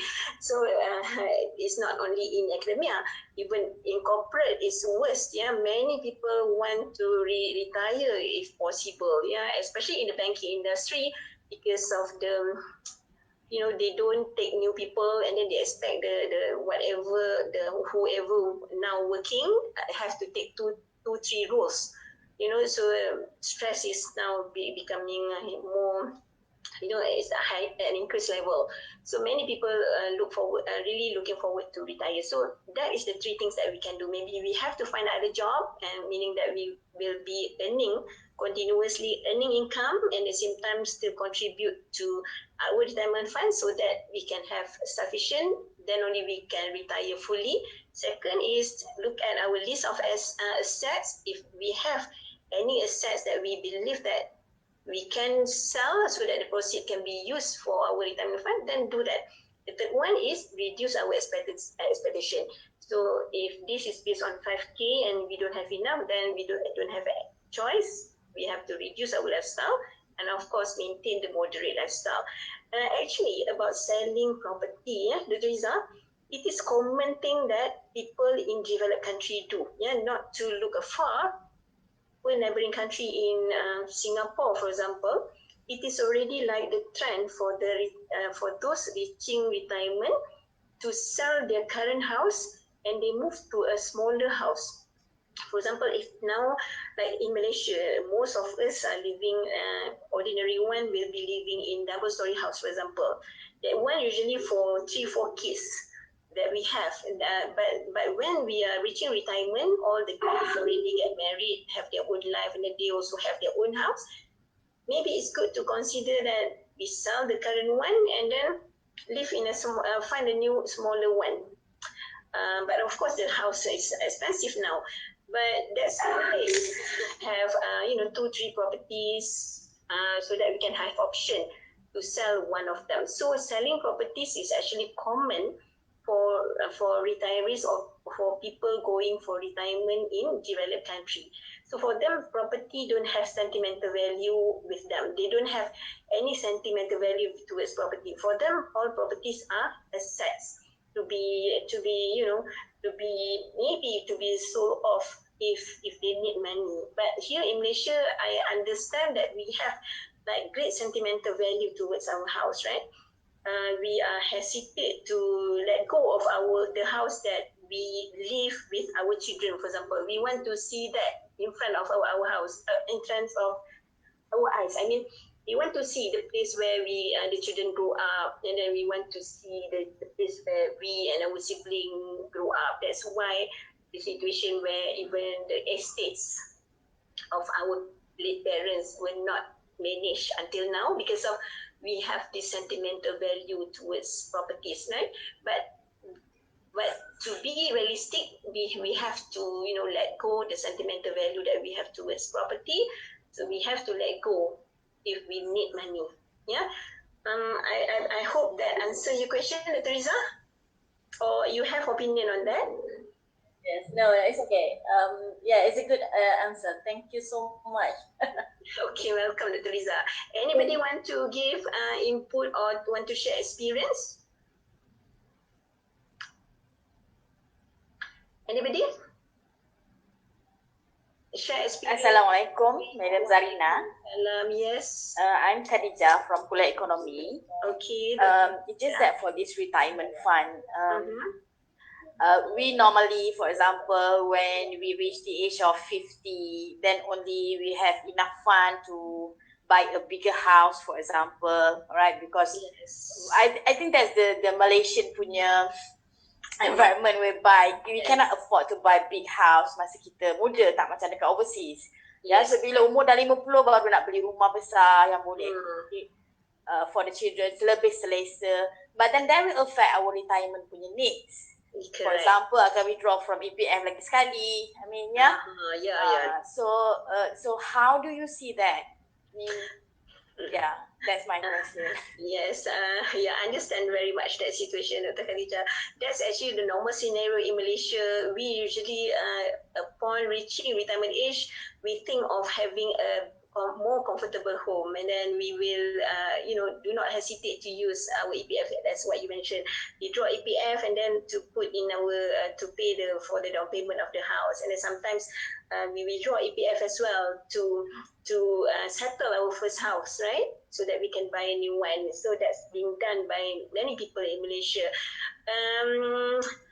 This is actually one of the what we call retirement killer. The word is retirement killer by the practitioner in industry, because of this, as you mentioned just now, this actually affect our retirement, because of all this while, especially when we were depending on the money in the EPF, all this while we are contributing, and then suddenly at the final 10 year we withdraw quite a big lump sum, and then we put it in property, and then you also mentioned, right, the big property to accommodate the children who actually now who at that time already grown ups, and then without we realize within 5 years all of them will be leaving the house already. And then we are like accommodating for the once a while occasion where they will come back and spend time with us, right? So that's the normal scenario, the life value that we have in Malaysia. And I believe as well, other countries also, we have the traditional value of wanting to have the place where family can come and have the get together. So the scenario which is when people have the awareness on financial planning, that I see that people do not hesitate to sell the current house, which is bigger than what they need, and then they move to a smaller house. The reason is because of apart from the cost of the house, apart from that, the maintenance of the house also we have to remember, because of big house, of course, come with bigger maintenance costs. Of course, the electricity wiring, and then of course the electricity bill, water bill, all is bigger than the smaller one. So that's one thing. And then on the maintenance as well. Within 5 to 10 years, definitely we have to repaint, we have to change here, change that to maintain the good condition of the house. So that's the cost that associate with the big asset. So that's why people do not, in the developed country with the level of understanding, level of awareness about financial planning, they do not hesitate to move a smaller house, and then start using the money from the proceed for themselves only. So meaning that they take care of their own retirement. So they are not like us. Yeah, in Malaysia, apart from buying big house, also parents now tend to spend for the marriage of their children. So this actually, I also having a daughter, about to have wedding reception. Actually, we are blessed with the current COVID-19. We don't have to have a big wedding actually. People won't complain if we have just small solemnization which only have 20 people. So I already done that last year for my daughter, and then now we still are like planning to have the wedding reception because we already paid for the down payment for the wedding place and all that. So that will cost about 30 to 40 minimum. So actually, it is like a trend already that parents spend for the wedding of the children. But we don't actually take opportunity during this COVID-19. Supposedly we don't spend, but people tend to spend. That is also another retirement killer, because if we don't really plan properly, we will definitely use all our retirement fund for that. Yeah. So that's another one. Okay. So from the point of view of the financial planning, definitely that is not a good move. Yeah. Even though we know that this is the culture, this is the value system that we have in the country, but we are trying to educate people that actually moving into a bigger house when the children are growing up is actually not a good move, because at one point of time you will be realizing that it is actually a waste to have that big house, because the children will have their own house after that, and then they will only be coming once a while to be together with us. So actually the new normal as well in the developed country, of course, they will be gathering somewhere else once a while. I believe many family also now, even within the Malay community, Malay Muslim community also, many now are already embracing that. We have family gathering somewhere else usually. Yeah, I believe you noticed that trend already. Family gathering, alumni somewhere else, not at home. Actually, many people are doing that actually before COVID-19. They spend, they put money, and then they spend with their families somewhere else. So that is family gathering. Yeah. So actually, we can practice something like that. If we need to be together with the family, maybe we can go somewhere else together and spend quality time rather than what we practiced before. The children will all come back to the parents' house, and what happened? Actually, the untold story, the parents were being burdened with preparing food for the children and the grandchildren. So this is the untold story. Yeah, we don't want to mention that because it is like we are so calculative with our children, right? People will ask, you don't love your children ke? Kan? Children datang once a while pun you know complaining that you have to cook, you have to provide everything. But these are the untold story that people are like started to share. If you once a while you go back, please don't burden your mother to prepare food for you. Please don't burden your mother with all the costs of the eating feast. People we will have all the 5 times eating when we gather, right? So all the costs will be borne by the parents. So many people are like now being aware that happened during the family gathering. So actually, we can be practical by we can have the gathering somewhere else where everybody will put the money together, and maybe at that time the children should put the money so they entertain the father and mother, rather than all of them coming to the parents' house, which once a year only, and then at that particular 1 week everything on parents. So actually nothing wrong to change the value system that we have now, because we have to be realistic in the in the current um, system of life, where we cannot deny the importance of money, because of it is very we need the money to survive. Yeah. So that's what I can say about that, Dr. Khadijah. Yeah. So value system maybe should be altered, should be changed to suit the needs of life actually. Yeah. Anybody want to say anything? Zarina, there is question. Yes. The chat box. Okay, chat box. Alright. Hold on. You want to read it or? Kat mana chat box? Okay, I can see the chat box here. Chat box. Okay, Alia, can you please read? Okay, sure. Okay, Assalamualaikum. I just want to know if the inflation and return state in the table are the suggested ones to use in calculating the retirement fund. Okay, thank you for the question. So, this is like the conservative one, the conservative one that we should use when we estimate retirement amount because of, in terms of the rate of return, this is the one actually reflecting the moderate risk profile. Or a bit conservative already, towards moderate towards conservative. So it's like moderate conservative rate of return. Usually for retirees, many of them will just put their money in fixed deposit where the rate of return is previously 3%, 3 to 4%. The highest can go for fixed deposit is 3.8. That would be offered usually towards the end of the year where they want to get deposit, right? So the rate of return is about 3 to 4% only for usually that's the fixed deposit or term deposit Islamic, where retirees will put their money. Or we also have this Merdeka bond, Merdeka bond, but it is actually offered by the government for retirees to put their money. So usually the rate is also about 5% for the bond. And then, okay, now the good thing about EPF, they also allow us to withdraw the money gradually instead of withdraw lump sum.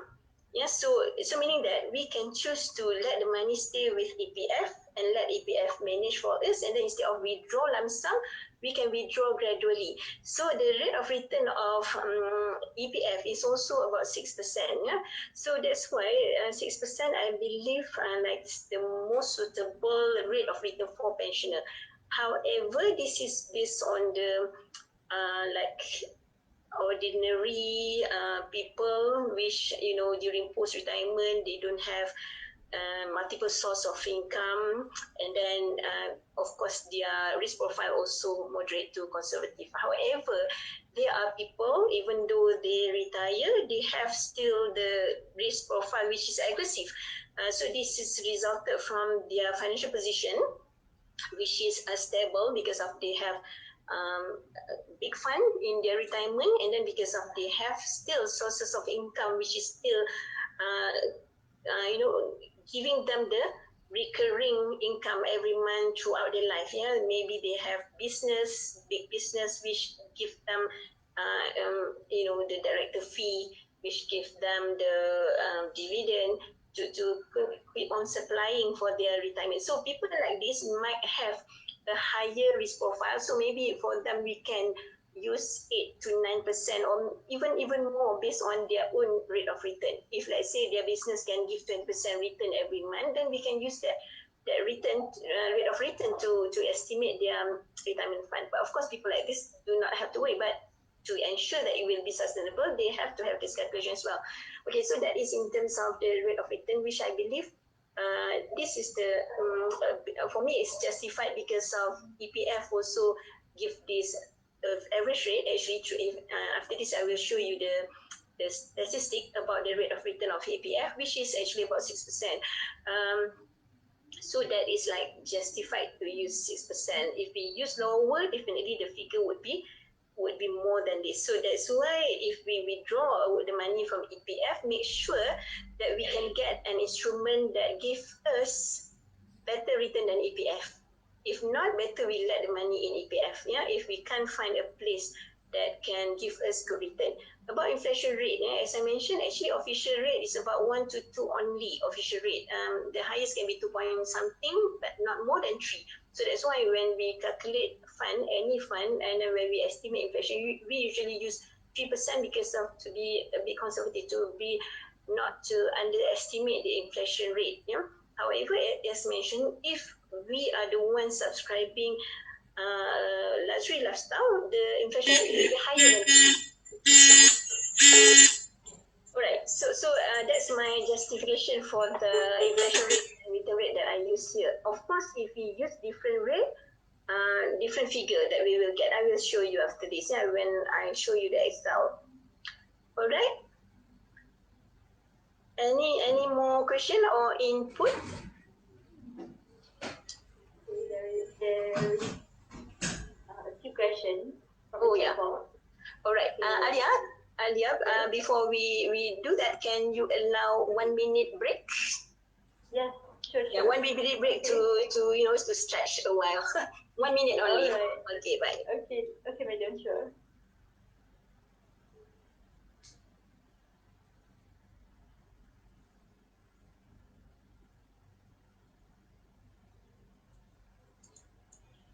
Alia, I'm leaving for my class. So if Madam Zarina asks, where is Dr. Badri? You just say that I am leaving the training to teach. Okay, Dr. Badri. All right. Assalamualaikum. Waalaikumsalam.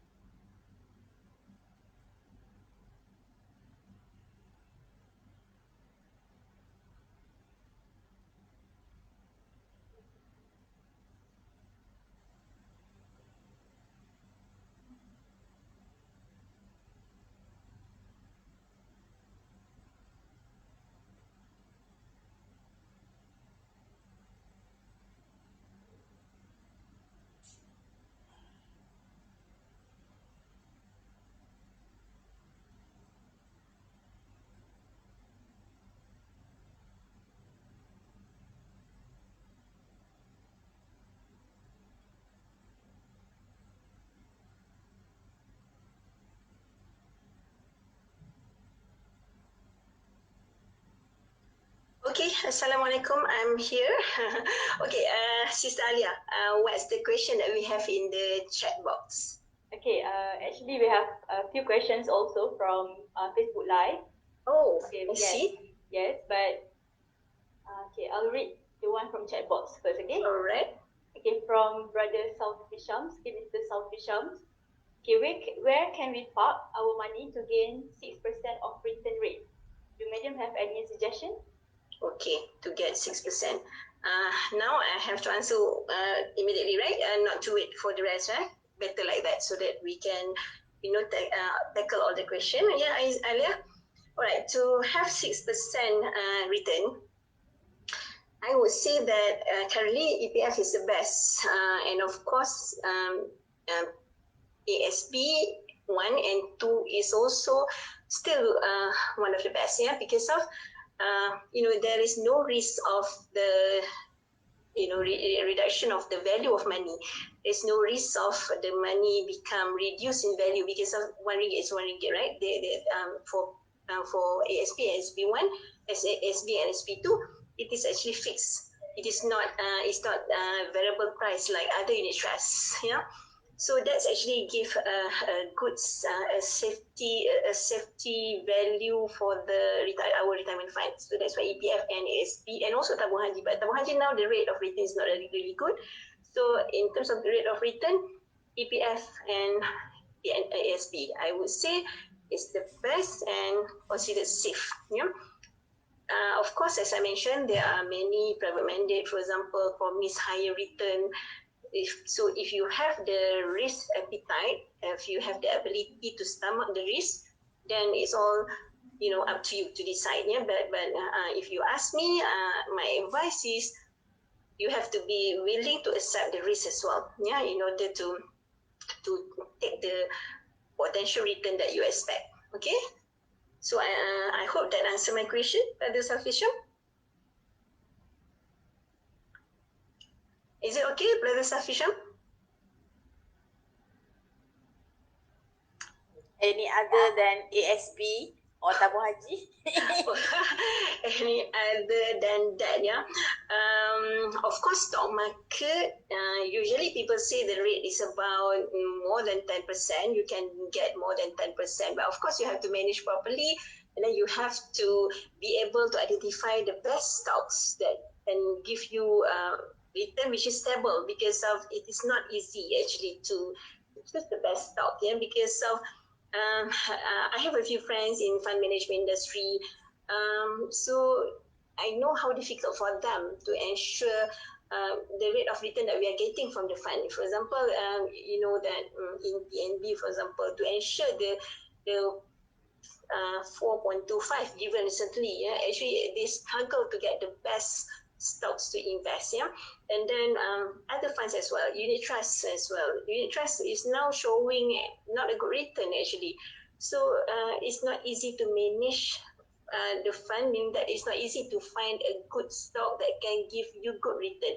However, many people they learn various techniques.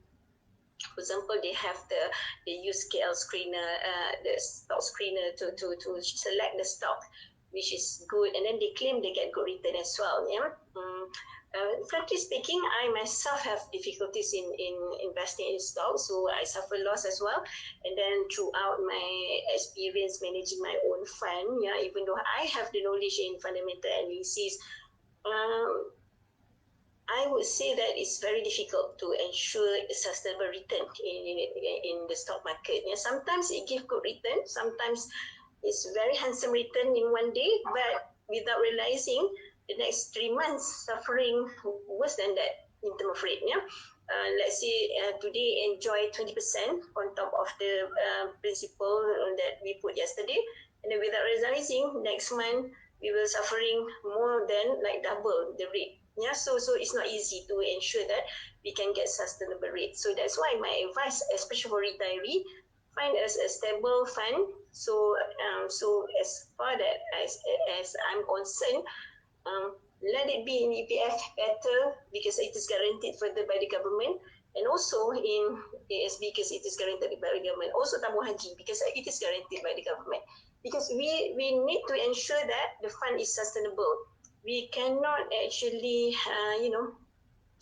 we cannot put our retirement fund at risk because this is the fund that we require to survive our life post retirement.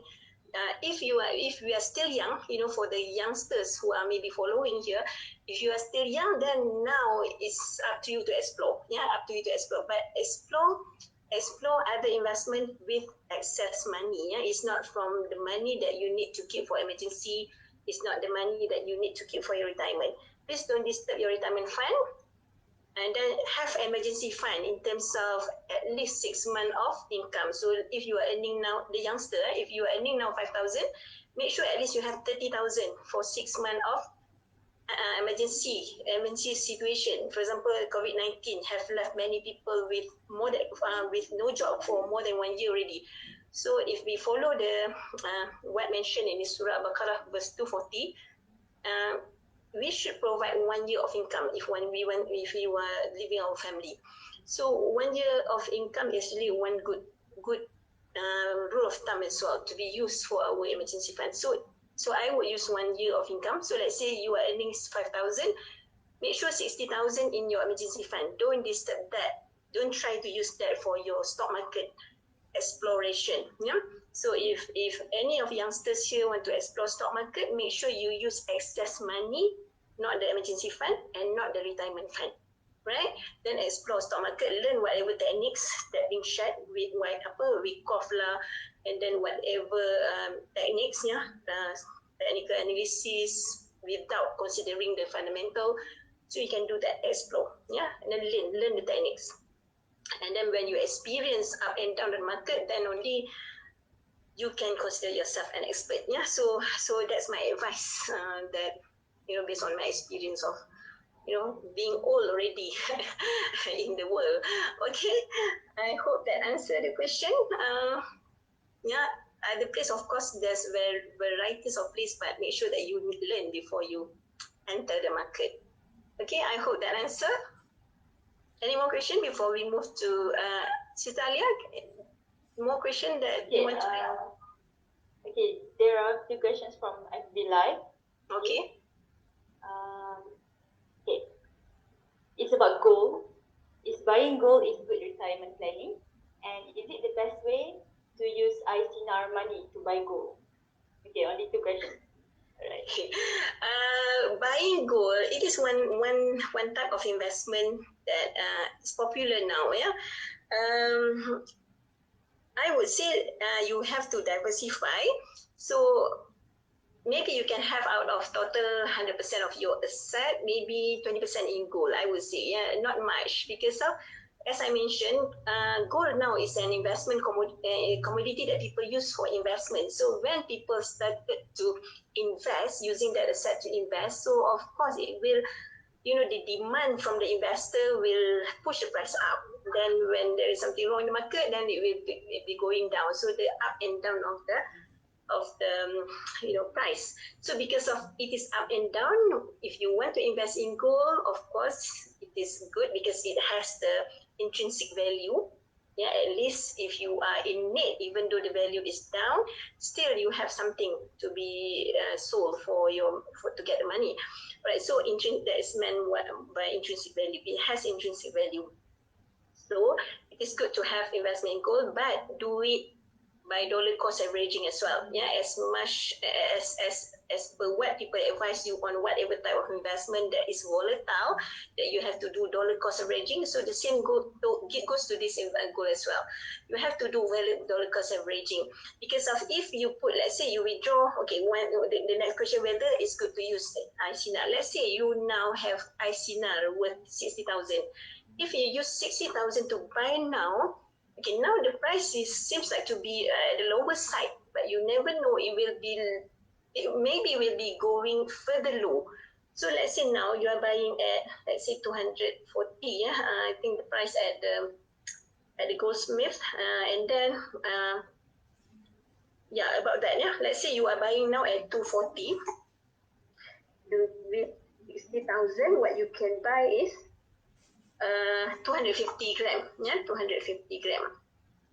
So now 60,000 gone in that particular gold, which the weight is 250 gram. So now the price is 240. So if the price go up, then it's good for you. But you never know when it will be bottom out. Yeah. So you never know that it may go down further. So let's say it goes down to 190. So your money will be left. Your value of investment will be left with 47,500 if it goes down further to 190. And then let's say it goes down further to 130, let's say. So your value of investment would become 40,000. So that's why I actually don't advise you to use ICNAR lump sum to buy gold, and you buy lump sum gold with all the money. What you should do is, if you want to use the money for gold investment, you use it gradually as well. So maybe every month that you can withdraw 10,000, you buy whatever amount of gold that you can buy at that time. Let's say now the price is 240, right? So with the 10,000, what you can have is 41.6 gram. Yeah, and then when it is, let's say the market goes down further, so definitely, so at that time, maybe the market goes down at 190. With your 10,000, you can buy. Okay, I'm calculating. Yeah, you can buy 52 gram, right? 52 gram, and then let's say the price goes down further to 130. With your 10,000, you can buy 76 gram. So that's why, and now you don't actually get one total 250 gram, but what you will get is 41.6 plus 52 plus 76. So what you will get in total will be higher than that, yeah, because of you are lowering down your average. So if that time you want to let go, you can let go because of your average cost is lower than the market. And so that's why dollar cost averaging is one way to invest in gold as well. And because of now it is becoming investment commodity where the price is going up and down. Yeah. Okay, I experienced myself actually. I bought one bar. At that time, the total price is about 80 something, 80K for 500 gram. Yeah, I experienced myself. I can remember the year where I bought it from one of Islamic bank. And then I went to that branch, a front branch, because of to buy and sell gold in that particular bank. I have to go to the branch. So the front branch in in Bangsa, yeah. So we have to do the akad, the buying and selling. So I saw the gold bar, 500 gram at the price of 80,000. And then after that, the price keep on going down, going down, going down. And then I remember that my value at that time was very low. I was so sad because of I didn't get any return from that investment and all that. And then only maybe after 5 or 6 years, then only the price go up again. And then and then the cost is the price is now almost equivalent to my cost. Yeah, so luckily at the time, because I was sending my son to abroad, study abroad, I sell that gold. Yeah, so I don't actually lost. However, the time that I have to wait is 5 years to get back to my capital, and then I don't gain any return from that investment. Though that is my own experience. So that's why now what I'm doing with gold, I also have gold investment. I prefer the one gold account at the Islamic bank. Yeah, because of with the gold account, I can always invest anytime I have extra money. So usually every month I will simply every month when I get a salary I will buy a few grams, because we can buy whatever amount of gold, and then the money will be transferred online only, and then if I need the money I can just sell the gold. So that way we got the benefit of dollar cost averaging. We got the benefit of being able to lower our costs. Yeah, so of course the amount of gold will be accumulated, and then one day if we really need the money, we can always sell. And then for when it is done at Islamic bank, we have the option to withdraw the real gold if we want to.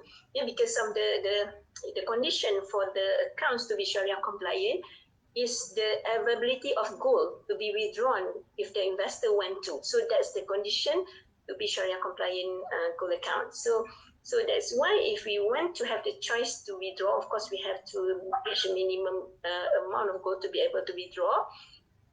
So we can do that if we want to. So we have option to do that. And it is not merely based on price movement, merely an account. This is a Sharia compliant account which allow us to take the gold if we want to. So I would prefer that way of investing rather than buying a real physical gold, because of first my experience on the gold bar. Second, if I want to buy a small denomination, we can do that via the coins. Yeah, the smaller denomination of coins, dinar, and all. There are many companies offering that.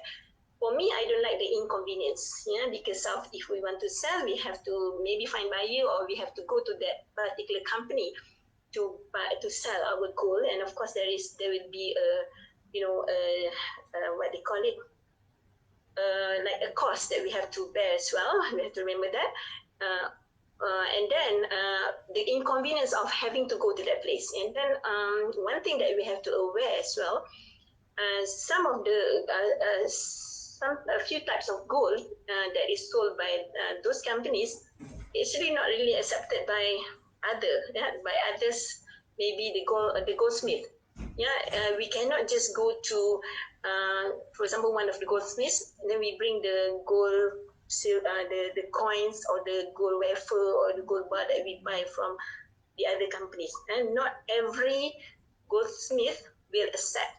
Yeah, so that's why we are like being tied to that company which sell that gold, because of maybe only them only accept. Yeah? So that's why before we purchase something like that, purchase gold which is sold by any companies, especially new one, you have to make sure that their gold is acceptable by other, maybe goldsmith, or maybe at least Arahnu can accept the gold. Yeah, so you have to ensure that first before you purchase the gold. Yeah, so that's my advice on gold investment. Okay, and I hope that I'm answering. Any more question, Alia? Okay, madam, do you want me to proceed with the questions, or do you want to proceed with the slide first? Okay, better proceed with the slide, yeah? Yes. Okay, all right. So then only we discuss the question. Okay, this is the statistic in the annual report of EPF. So what we meant that actually the fund is not actually sufficient, and the fund that is actually prepared by the members of PPF actually not really sufficient. So this is the statistic issued by PF So as at 31st December 2019, and because this is the latest and the report that is available, based on this statistic, so you can see the number. Yeah, so this is the number of members, and then this is the saving, the total saving, and then this is the range of the saving. So I remember in the year 2016, when the statement was issued about the nation is not ready of retirement, I remember that I read somewhere say this EPF making a statement that out of total depositors of EPF, actually those who have 500 and above, actually less than 10%. Yeah. So based on this statistic, the latest one, I took the number of members who have more than 500,000. So what I calculate, actually, the one that having 500K to 1 million is only 1.71% of the total members. So in terms of number, the total number of members that have more than 500K to that have 500K to 1 million, the number is 131,000 members only. Yeah, out of 7.6 million active member of EPF. So the percentage is only 1.71. Yeah, so if we take this number, the one that having more than 1 million, 48,000, compared with the total, the percentage is just 0.63%.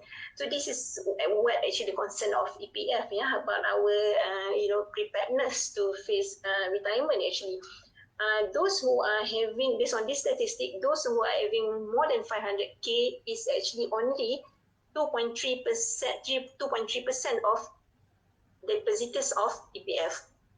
Yeah, so EPF is the manager for the private sector employees and for the non-pensionable government staff, and also the voluntary contributor. Voluntary contributor comes from those who work on freelance basis, who voluntarily save in EPF. So those are the category of, those are the people who actually contribute based on voluntary basis, and this also include the Aisuri, which actually for the housewife that actually they don't work but they are housewives. So those contribution from Aisuri as well under voluntary saving.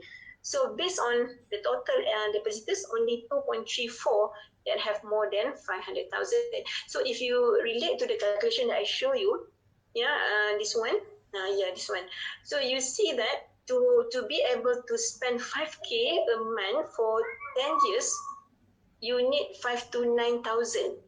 So meaning that the number of depositors of EPF that can spend 5K a month for 10 years is only 2.34%.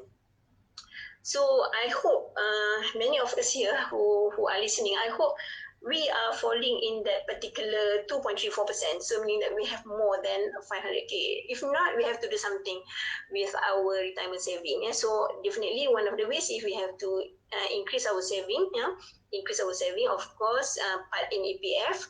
If so, we have to add some more in the public retirement fund, maybe, or in whatever investment instrument to add further to the retirement fund. Okay, so this is about the statistic that released by EPF in the year for the year financial year 31st December 2019.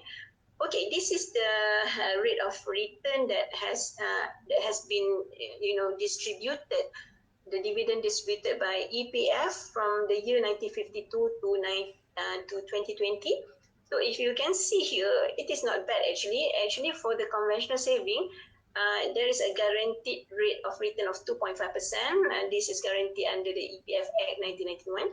So actually, that is considered lowest. And so for Sharia saving, we don't have this basic minimum rate, but I am confident if conventional saving can give 2.5, for Sharia saving also, inshallah, they can give around that as well. So it won't be zero at all.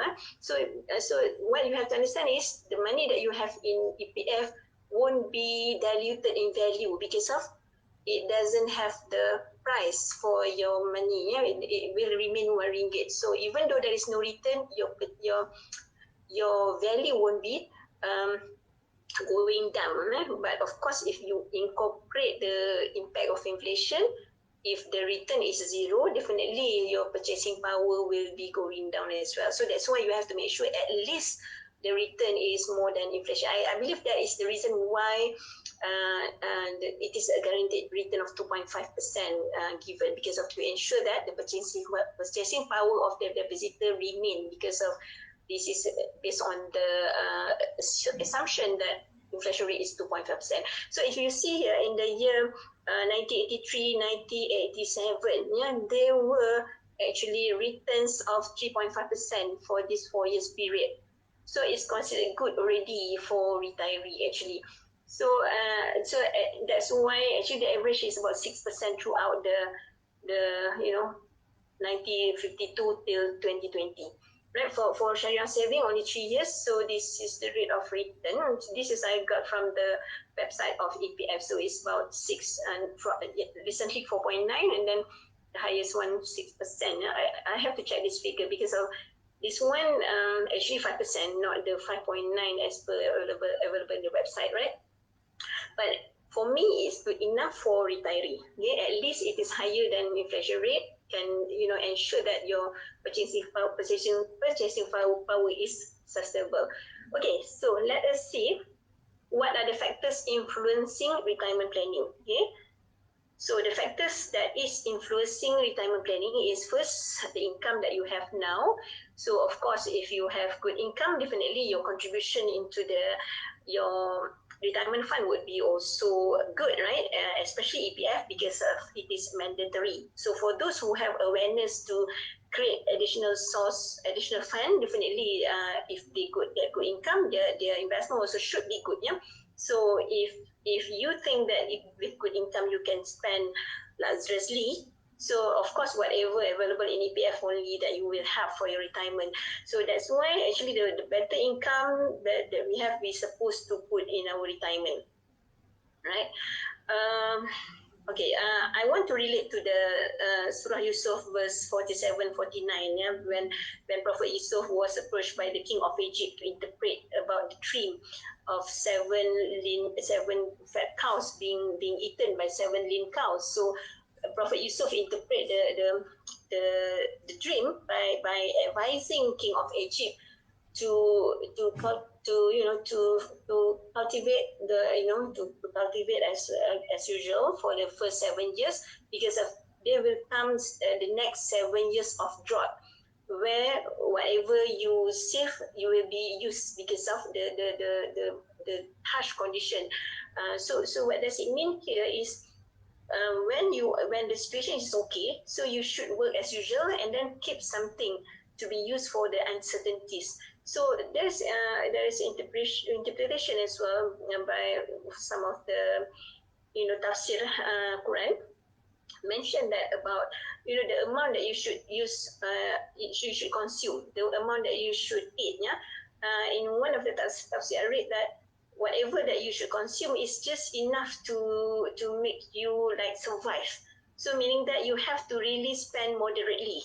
Yeah, so based on that particular verse, and then if we relate to Surah Al-Furqan verse 67, it said that Ibadur Rahman is the one who spend moderately, not stingy and not extravagant. Yeah, so as Muslim especially, we have to really spend moderately, so we have to save the rest.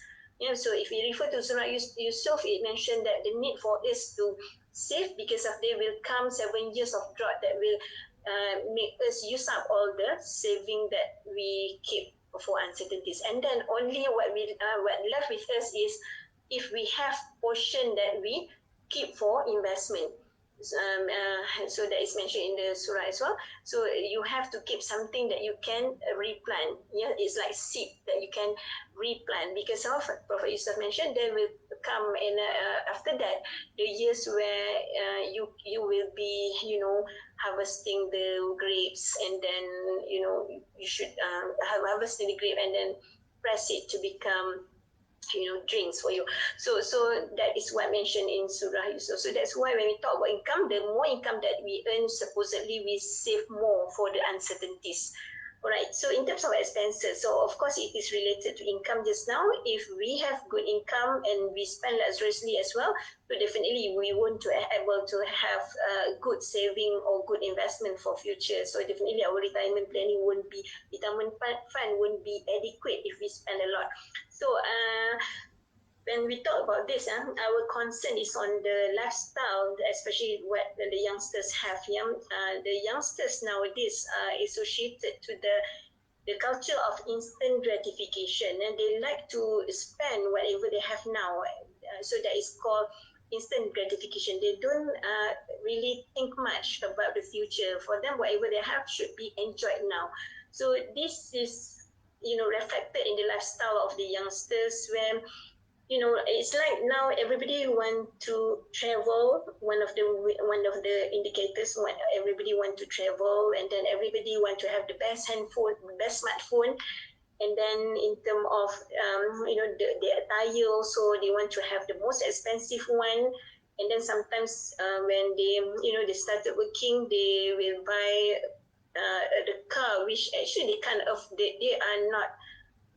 afford actually. The affordability, of course, it's based on individual, but you are not supposed to spend more than 30% of your income for the installment of the car. So if your installment of the car made up 60% of your income, so you are considered like buying something that you are not afford actually. So you are spending more than what you should. So this is the thing that is our concern in the financial planning fraternity, because of we worry with the lifestyle of the youngsters nowadays, and then especially with their value system that they have towards career. When we compare with our time, we are the one that already reaching 50. When we were at their age, once we graduated, we just go and we just go and find job, and then we just perform our work without complaining lah. Many of my generation stick to one job only for the rest of their life, because of, for them, that's actually one way of the source of income. That's their responsibility to perform their responsibility to perform, and that is their main source of income. But youngsters nowadays, they choose their career based on their interest. If they don't have interest in that, they won't be working. you know in fact, you won't be shocking to know that many youngsters, they are doing something not actually according to their qualification, just because of they don't like what they learn, or they don't want to be based on what their qualification is. Yeah, nothing wrong with that actually, but that is actually the value system that the youngsters have nowadays. Yeah, so that is actually contributing towards the ability to save for retirement as well, because of they tend to jump from one job to another job. Yeah, because of based on my experience, I believe that in order to have a very sustainable good retirement fund, of you have to be, you have to be in the working phase throughout your life. Then only you can ensure that your saving will be compounding. If not, if you stop for a while, definitely you will be giving back to your retirement fund. So that is important. If you want to even take a break from your career, make sure that you continuously contribute to your retirement fund. Keep on saving into your retirement fund, because of even 1 year break will give you impact. Okay, so that's on the value system that the current youngsters have on their job. Yeah. So it's okay to change job actually, but make sure once if you change job, you are actually ensuring that your income is much better every time you jump to a new job, and then make sure that every time you get the higher income, make sure your contribution in the retirement fund also higher. Yeah, so that's one of the things that we have to make sure that the youngsters have a correct value system about life and retirement, especially because we are talking about retirement, but about life, the value of life that they have to have. Okay, that is one of the factors as well. If you have a lot of debt, definitely it will give impact to your retirement fund. So this is also the thing that we observe about the youngsters nowadays, because of they do not hesitate to have to take loans, for example, for expensive cars, and then they do not hesitate to have 3-4 credit cards, for example. So this is actually the thing that we have to be really concerned. And then as you can see in the statistic of bankruptcy, the number of bankruptcy people being declared bankrupt is increasing every year, and then the big percentage of people being declared bankrupt are from the age of 35 to 49. Yeah, so meaning that considered the youth category. Of course, the age of 25 to 35 is also the second in the group, because of the statistic revealed by the Bank Negara, if I'm mistaken, yeah, revealed that actually the reason why they fall into bankruptcy is because of personal financing, personal loan, personal financing, and also about credit card. And also the third one is about motor vehicle financing. Okay, so that's the thing that we have to really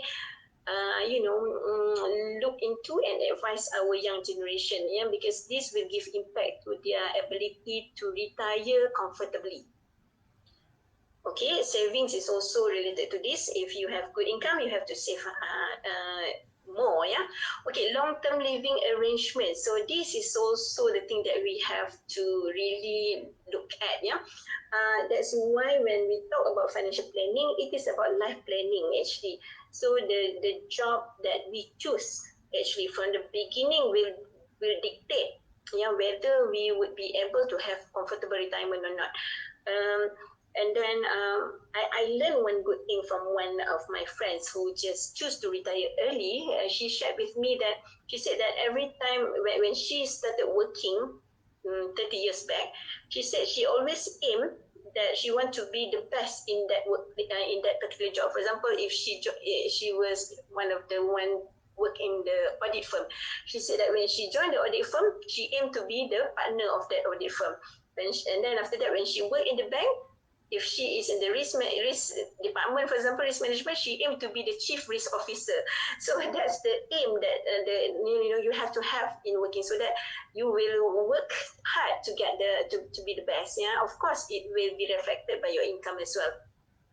And then from the beginning, you have to really think about your action in life, because of your action will give impact to your financial aspect as well. For example, if you resign from your job, so definitely it gives financial impact to your family, yeah, ability for them to survive, and then of course your ability to save for your retirement.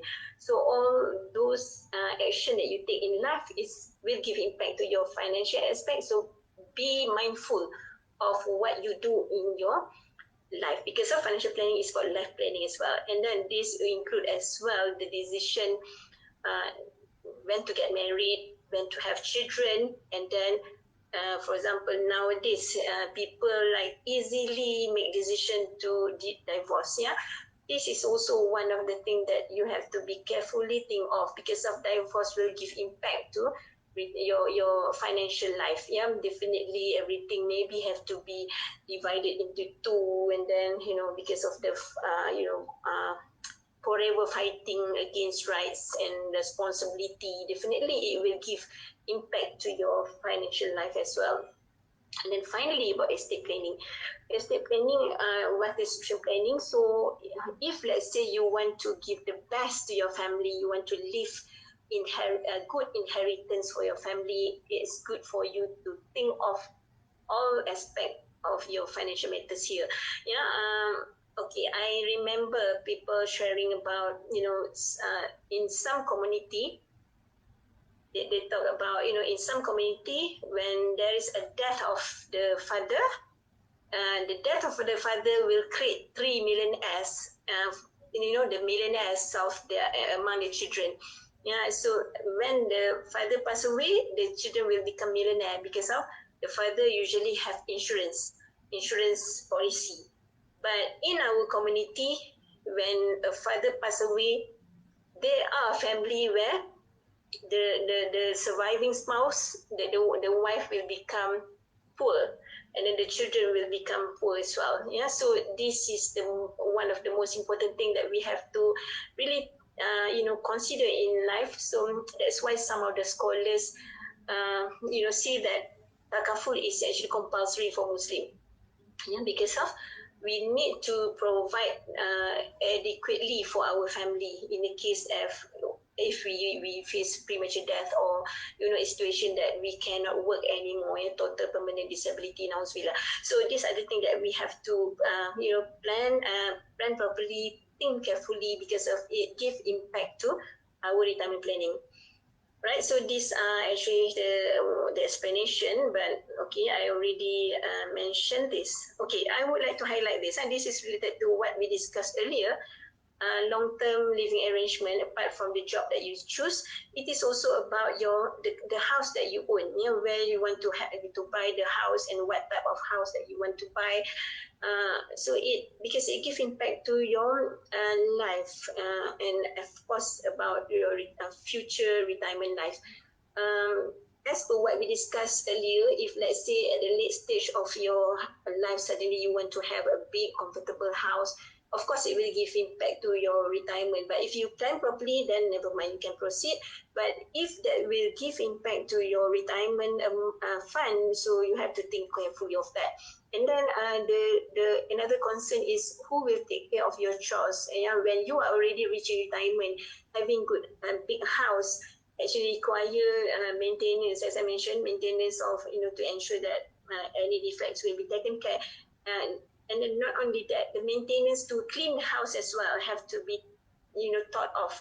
Yeah, you will need maybe a maid to clean your house if you have a really big house. So these are the things that we have to really think of, because our long-term living arrangement will affect our life and also our retirement planning.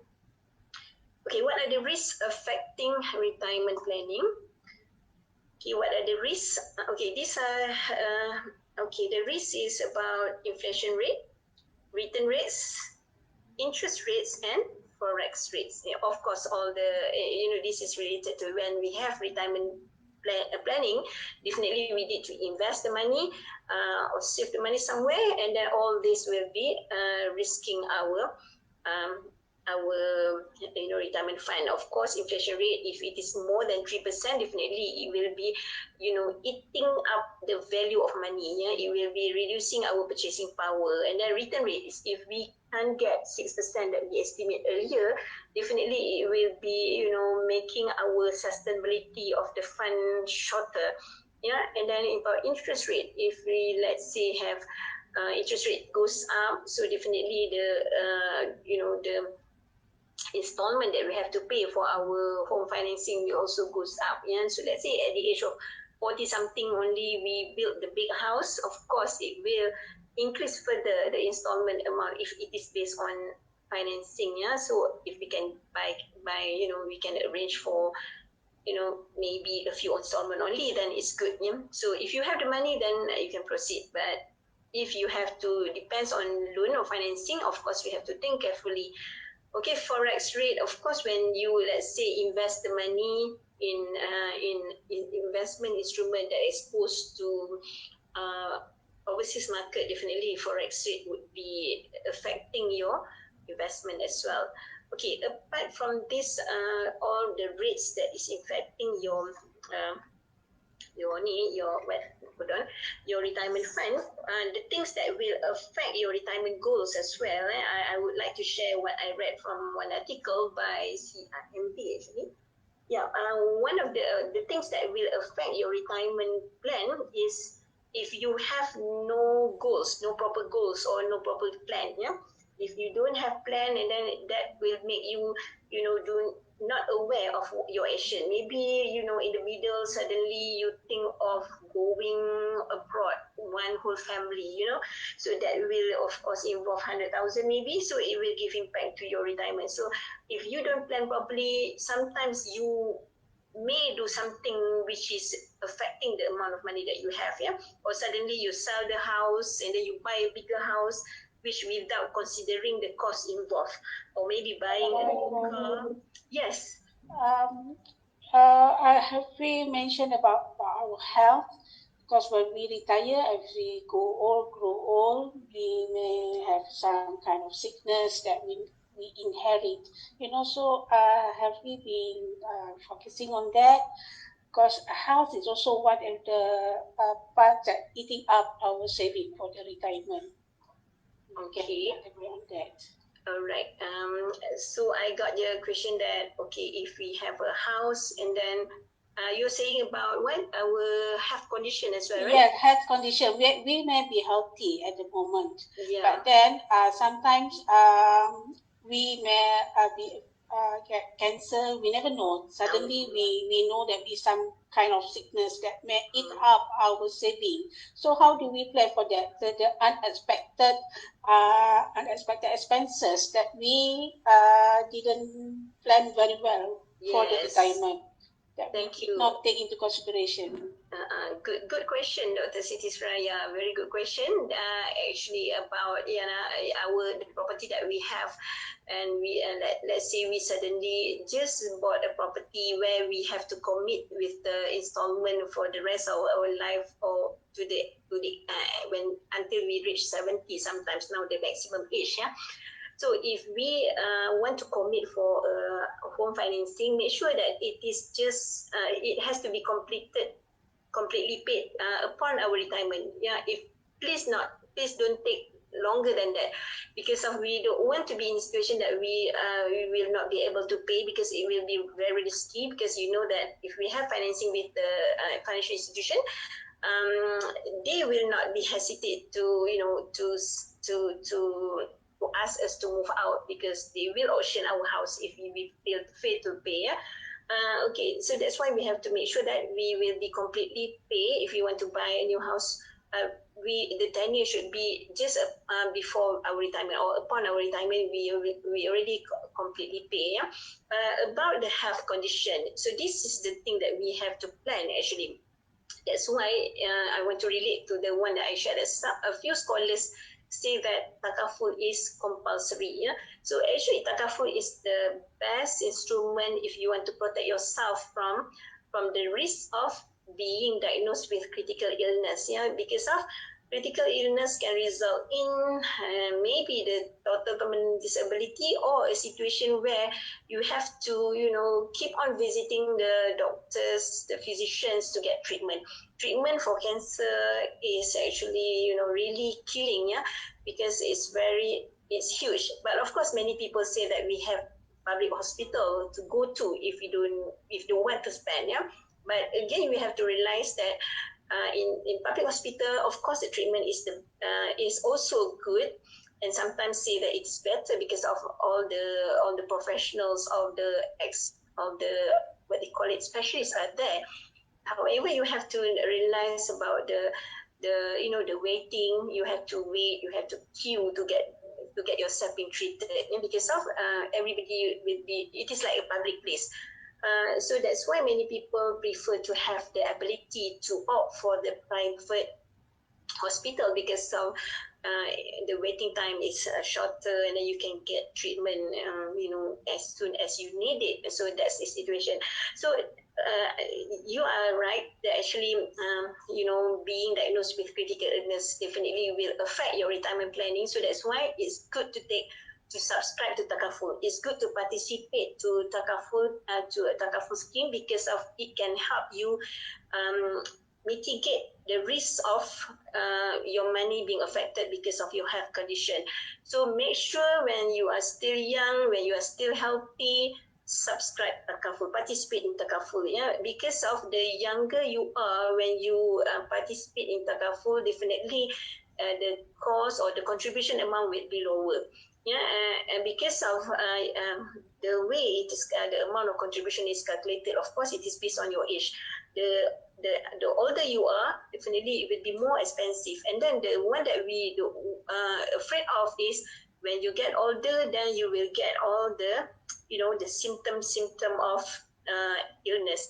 So the symptom that you have may result in will be denied from participating in the takaful scheme, because of, definitely, to be fair to all the participants, you have to be in a healthy situation where you want to become a member or a participant in a takaful scheme, because of it is a scheme where it is based on ta'awun, where people in that scheme actually helping each other, pulling the money into a risk fund, and then the risk fund will be used to compensate any members suffering from catastrophe or calamity.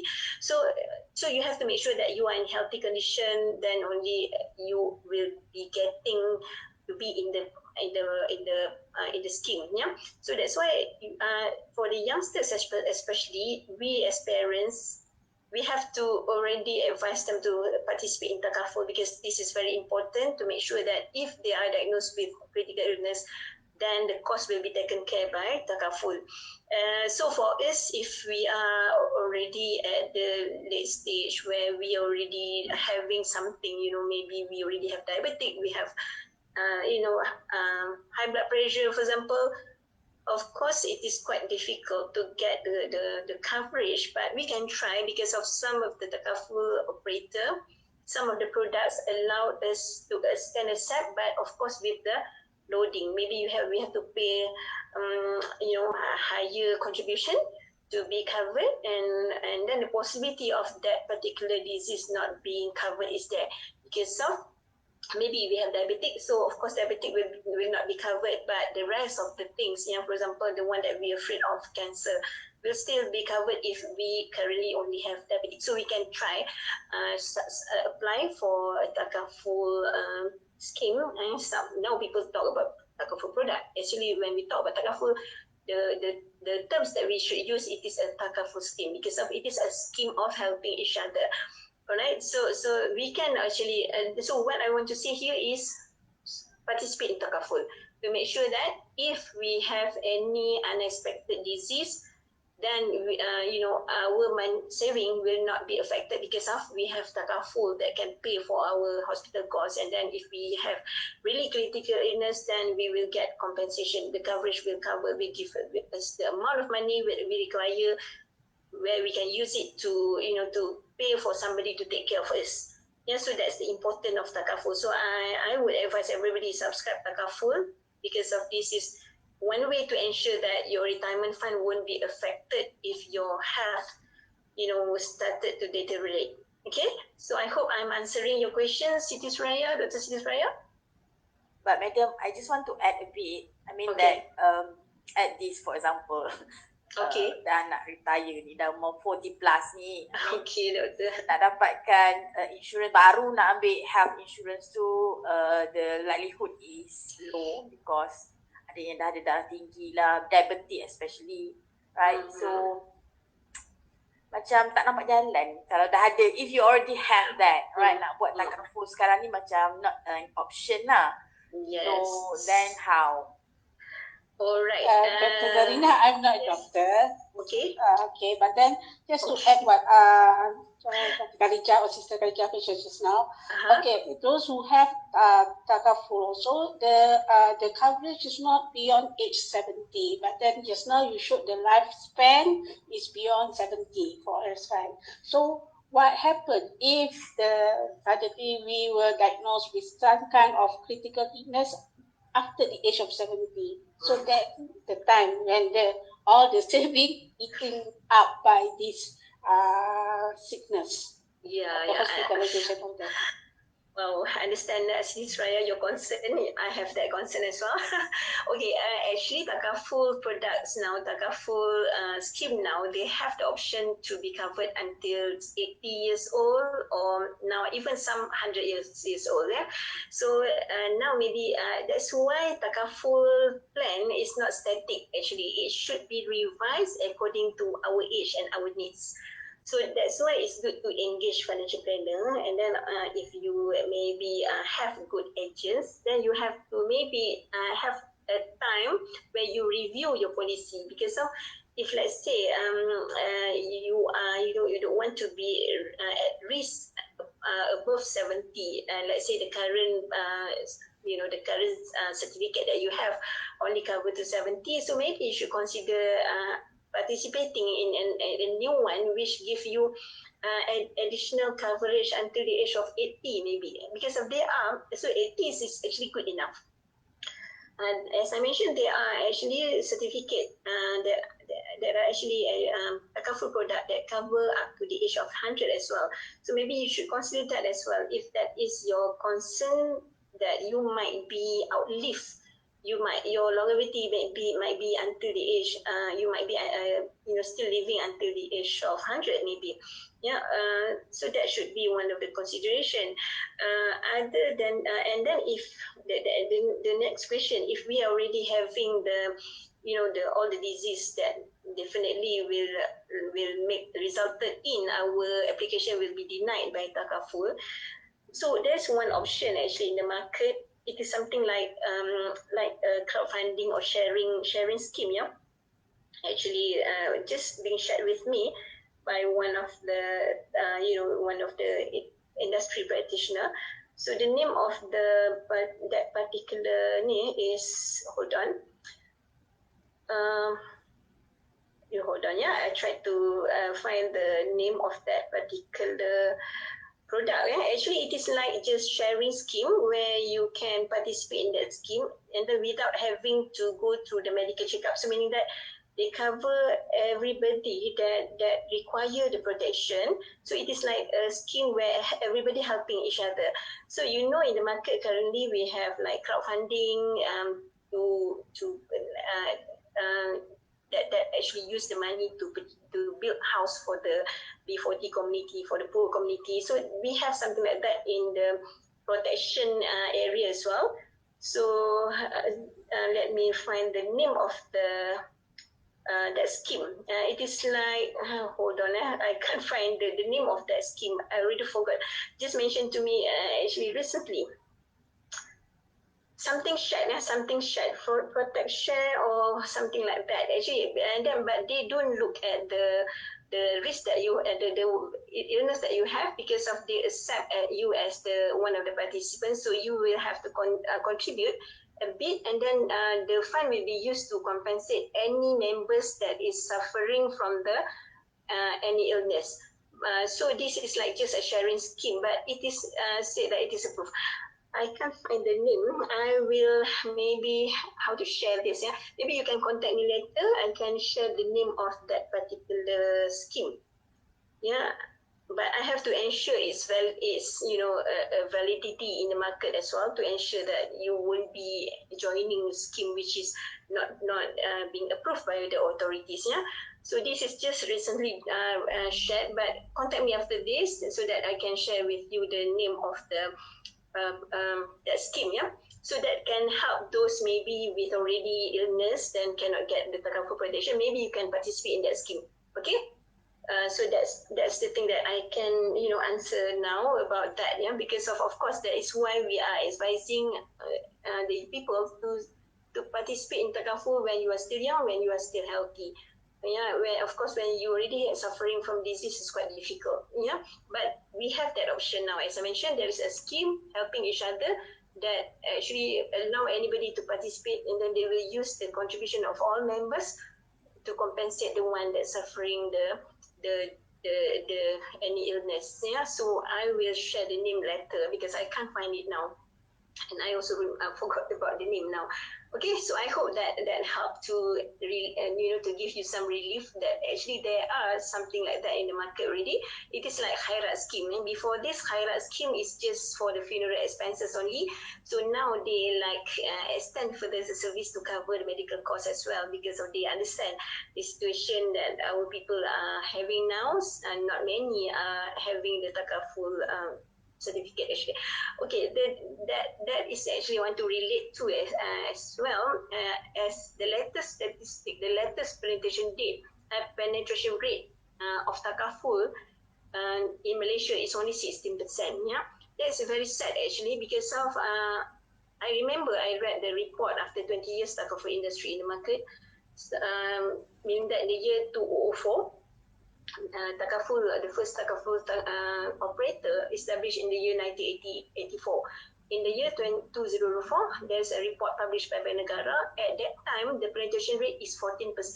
So that is considered low compared to, of course, insurance. But now from 204 to 2021, it's already 17 years. Still, the rate not improved so much. The rate is just, the penetration rate is just 16%. So I wonder what actually becoming the obstacle or becoming the hindrance for Malay Muslim community to subscribe takaful. What is the problem that we don't want to get protection? Because we usually the sad thing, this is the one that I read from many takaful practitioners. The sad thing is they said the thing is usually when they contact the potential client, the potential client always give reason. Sometimes already see the quotation and then they will say, oh, never mind, I want to get the approval from my spouse. So the joke is, you can buy anything without approval from your spouse. Now when you want to subscribe takaful, you want to ask your spouse. Okay? And then the sad thing is they will get a call from the potential client that rejected them before.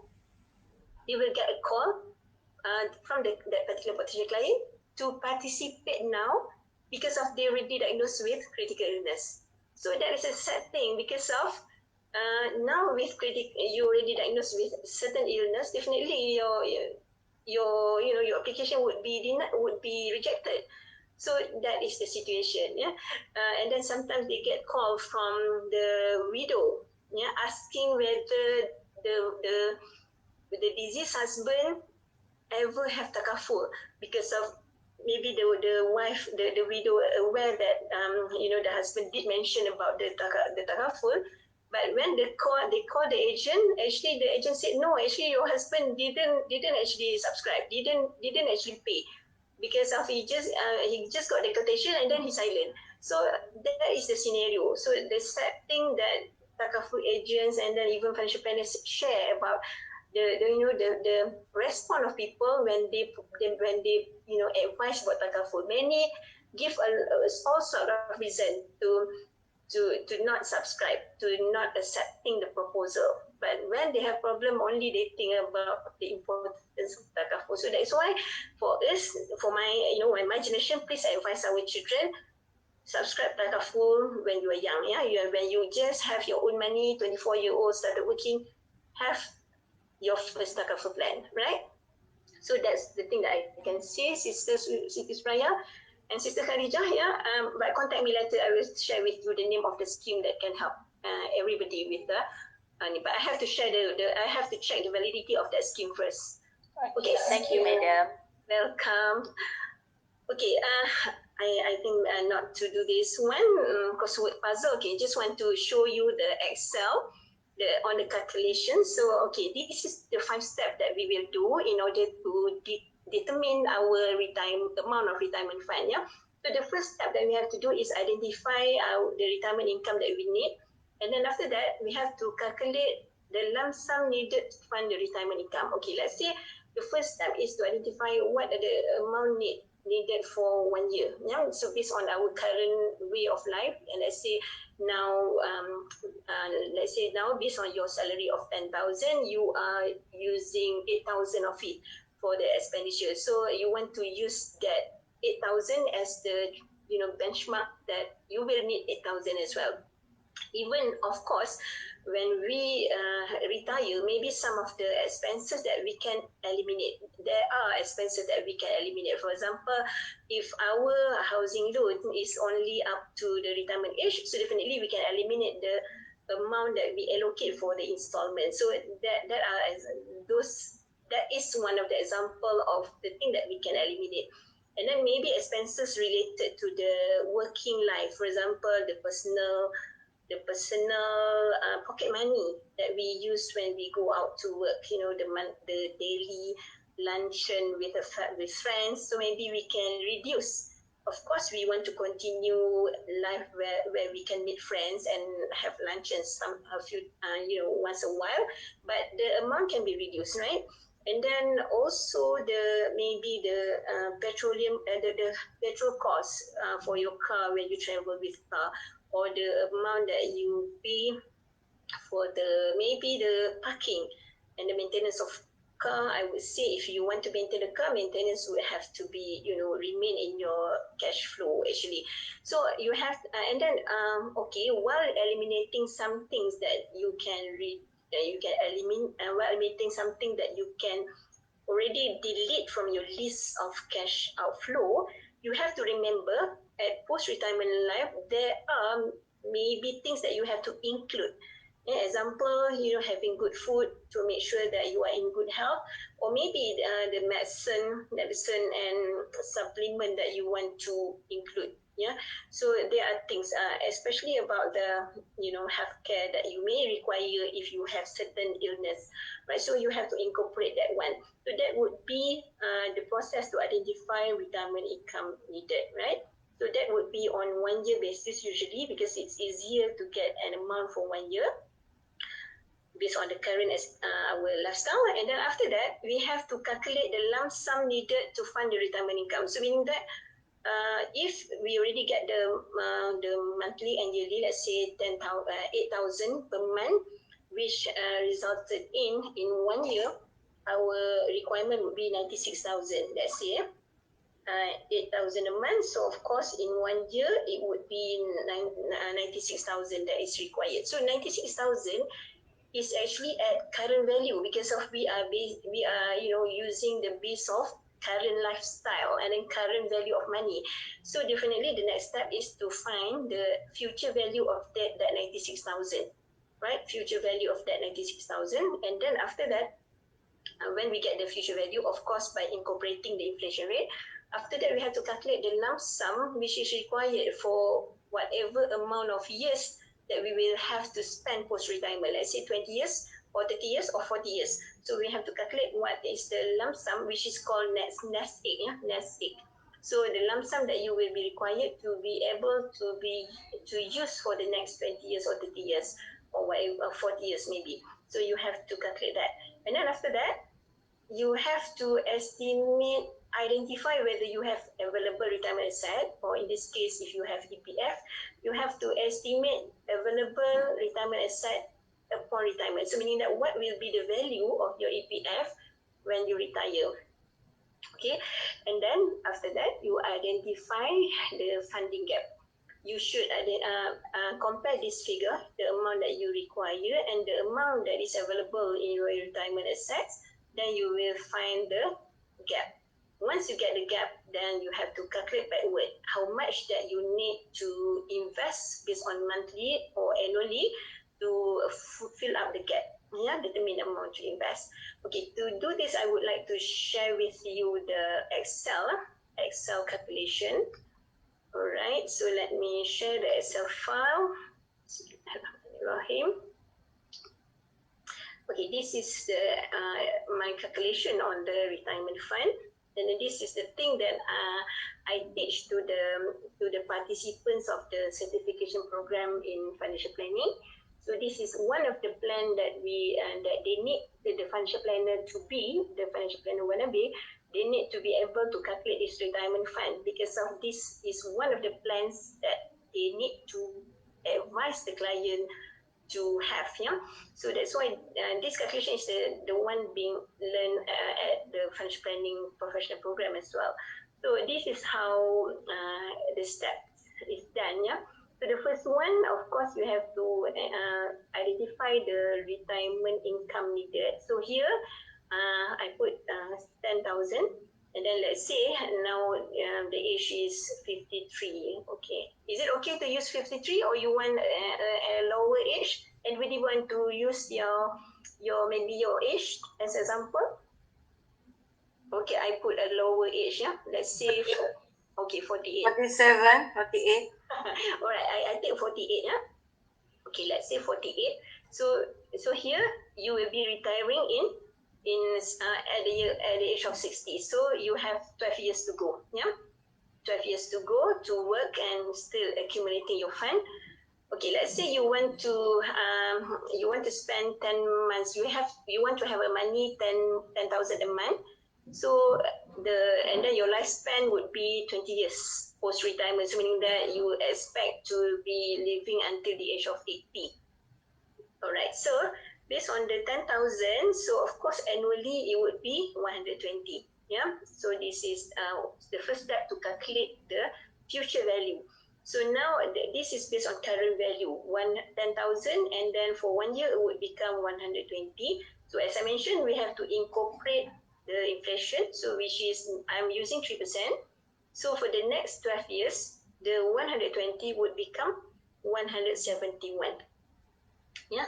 So the 120 that you require now would become 171 to allow you to maintain your current lifestyle, right? So you need to have 171 per year, right?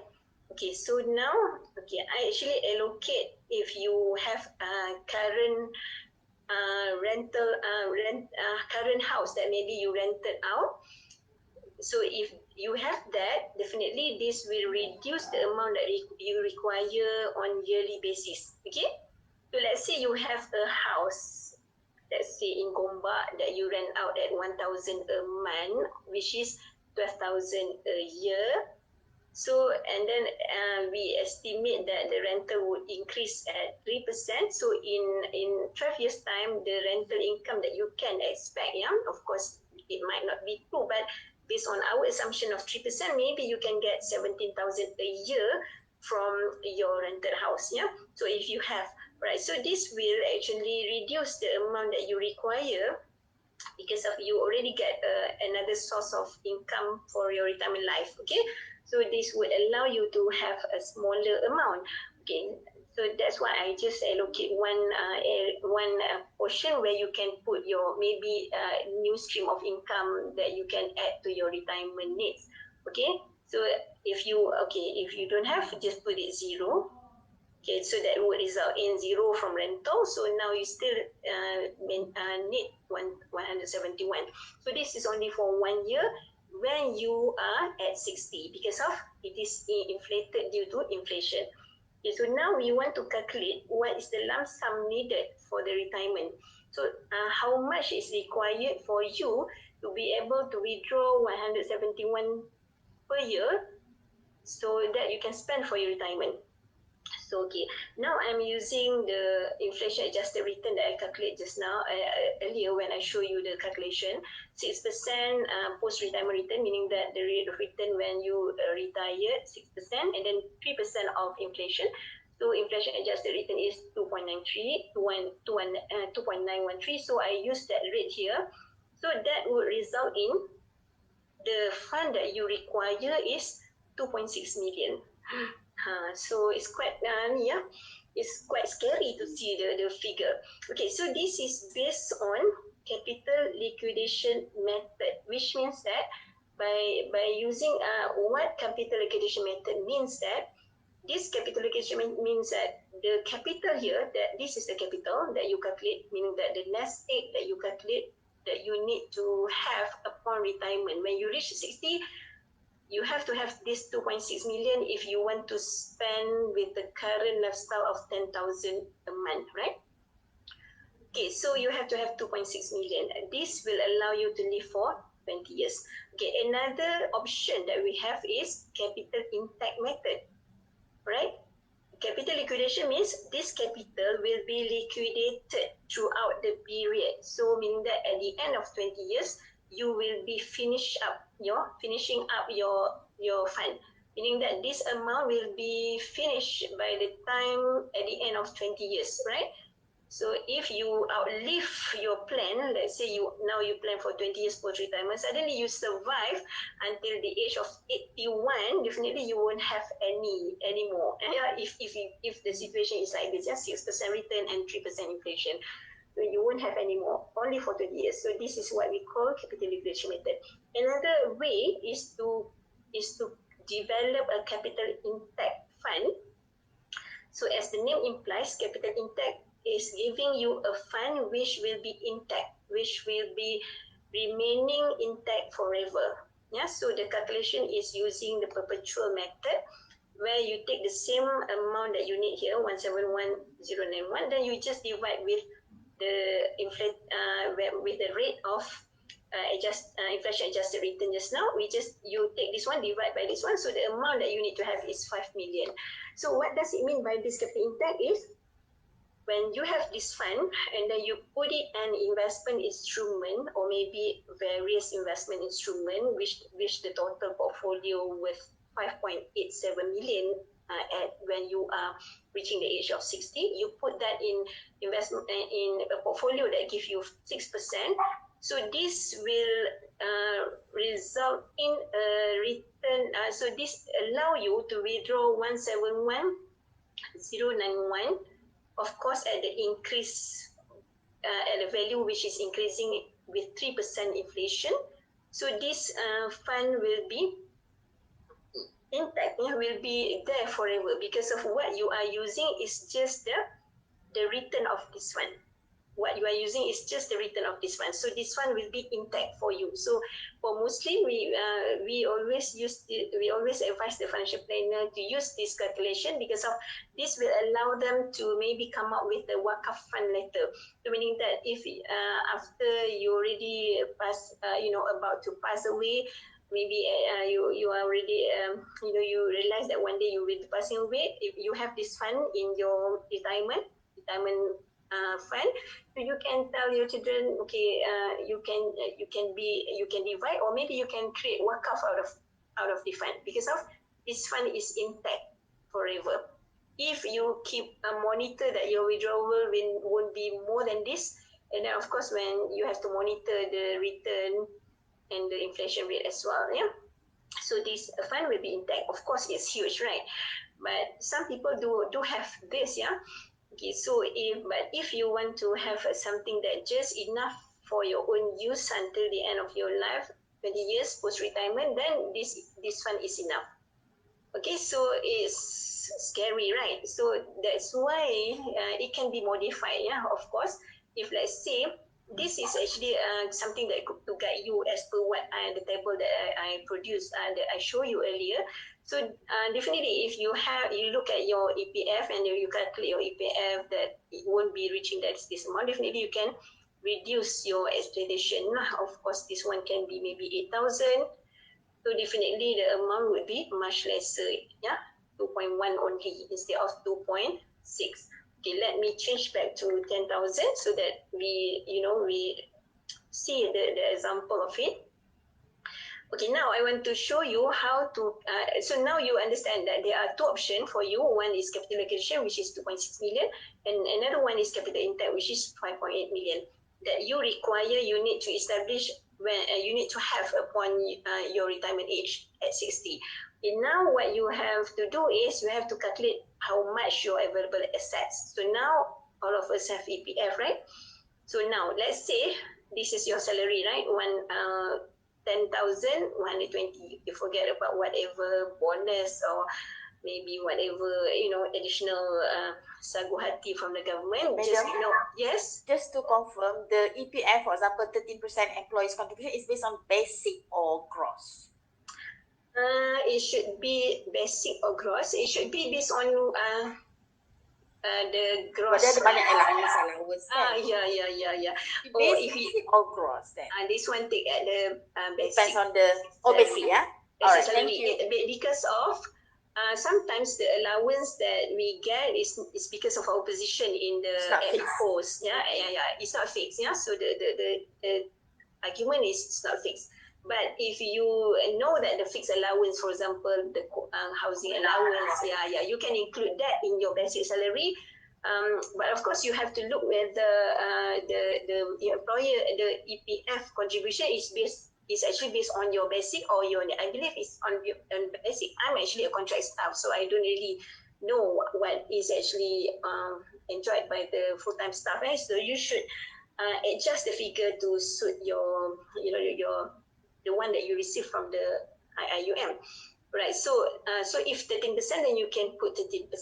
Yeah, so now I'm using 12. So maybe 13% will give you definitely a better situation. Yeah, especially if you have higher rate. Yeah, right. So now, okay, before this I put 12. So let us see 12 first. Yeah, 12%.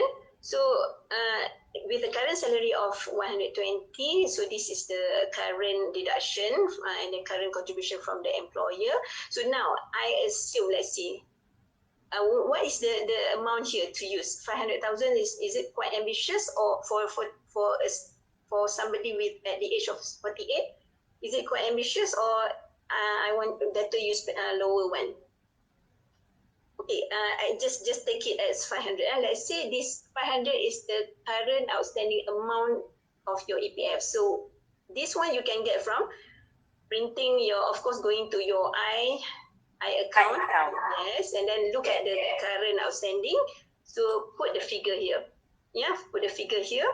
So then from here, okay, then we estimate that EPF give you 5%. So it's up to you. If you want to use 6 also can. So let us use 5, yeah, to be conservative, 5%. So meaning that 12 years to go before your retirement. So this is straightforward. The future value would be, of course, incorporating 5% for 12 years, the future value of this 500 would be 897, right? So this is one calculation on the current outstanding amount. So the next calculation that you need to do is on your continuous stream of contribution. Your stream of contribution, because you are still working, right? So for the next 12 years, there will be 23% from this salary, from the salary that you are earning now, okay? Okay, to be able to calculate future value, apart from the contribution that you make from your salary, okay, this is the contribution, yeah. I'm using this one, 12 plus 11, which is 23, multiply with 120. So this is the annual contribution from you and also from the employer into your EPF. So, okay, what is growth adjusted return? Yeah, this is the rate of return with the adjustment of the salary growth. Again, I'm a contract staff, so I don't know what is the rate of increment for IUM staff. So let us assume that the salary growth is at 4%. Yeah, so I put 4% for the salary growth, and then based on EPF of 5%, so the growth adjusted return using this formula. Yeah, so this is the formula used in this calculation. So this is the growth adjusted return. So this growth adjusted return will be used here. So the steps to calculate this is one, you have to use this step, calculate the present value of this 27,600 which you contribute every year. So that would become the present value of this contribution, 311,397. And then after that, once you get the figure, you calculate the future value of this lump sum. So the future value using the dividend rate of the EPF, let's say we are using 5%, right? So at 5%, this lump sum would become 559,223. And then we have to divide with 1 plus growth. 1 plus growth, now the growth is 4%, right? 1 plus growth is 1.04. You divide this figure, then you will get the future value of your contribution every month to EPF from yourself and from your employer. The future value would be 537,715. So meaning that in total, what you would have is this figure 897,928 plus this one, plus the growth in the contribution that you will be doing while you are still working until retirement. So the total, so meaning that in your EPF, it would be 1.4 million, 1.435643 million. Yeah. So another way to calculate this is this one. In another way to calculate this future value of your contribution is using this formula. So that's why I just put this formula at this side, actually to check as well. So I like to check the two calculation, and then when it comes to, I get the same answer, so I'm satisfied because of I know that I'm doing it correctly.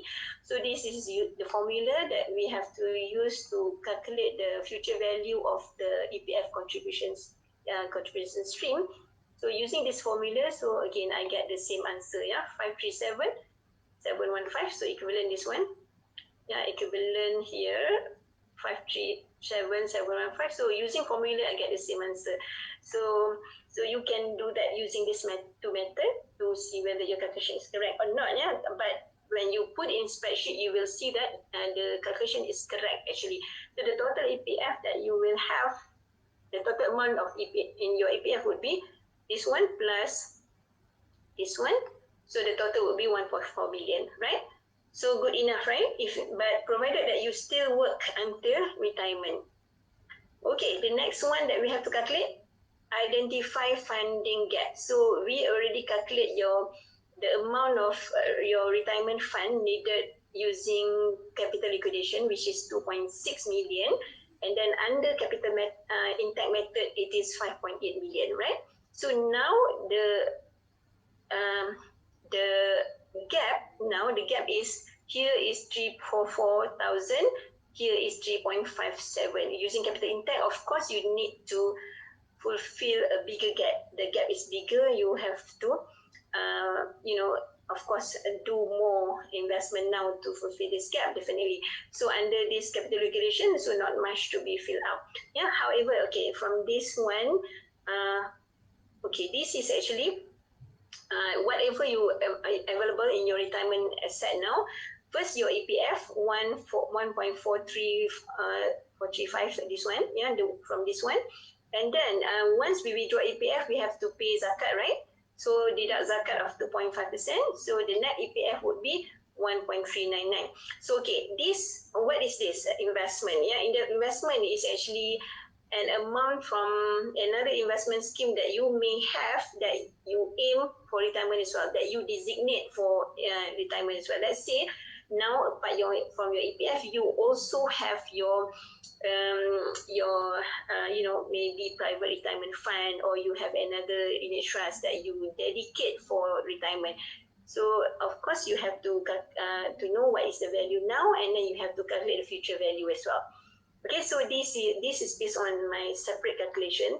So let's say this is what you have as well in your retirement fund.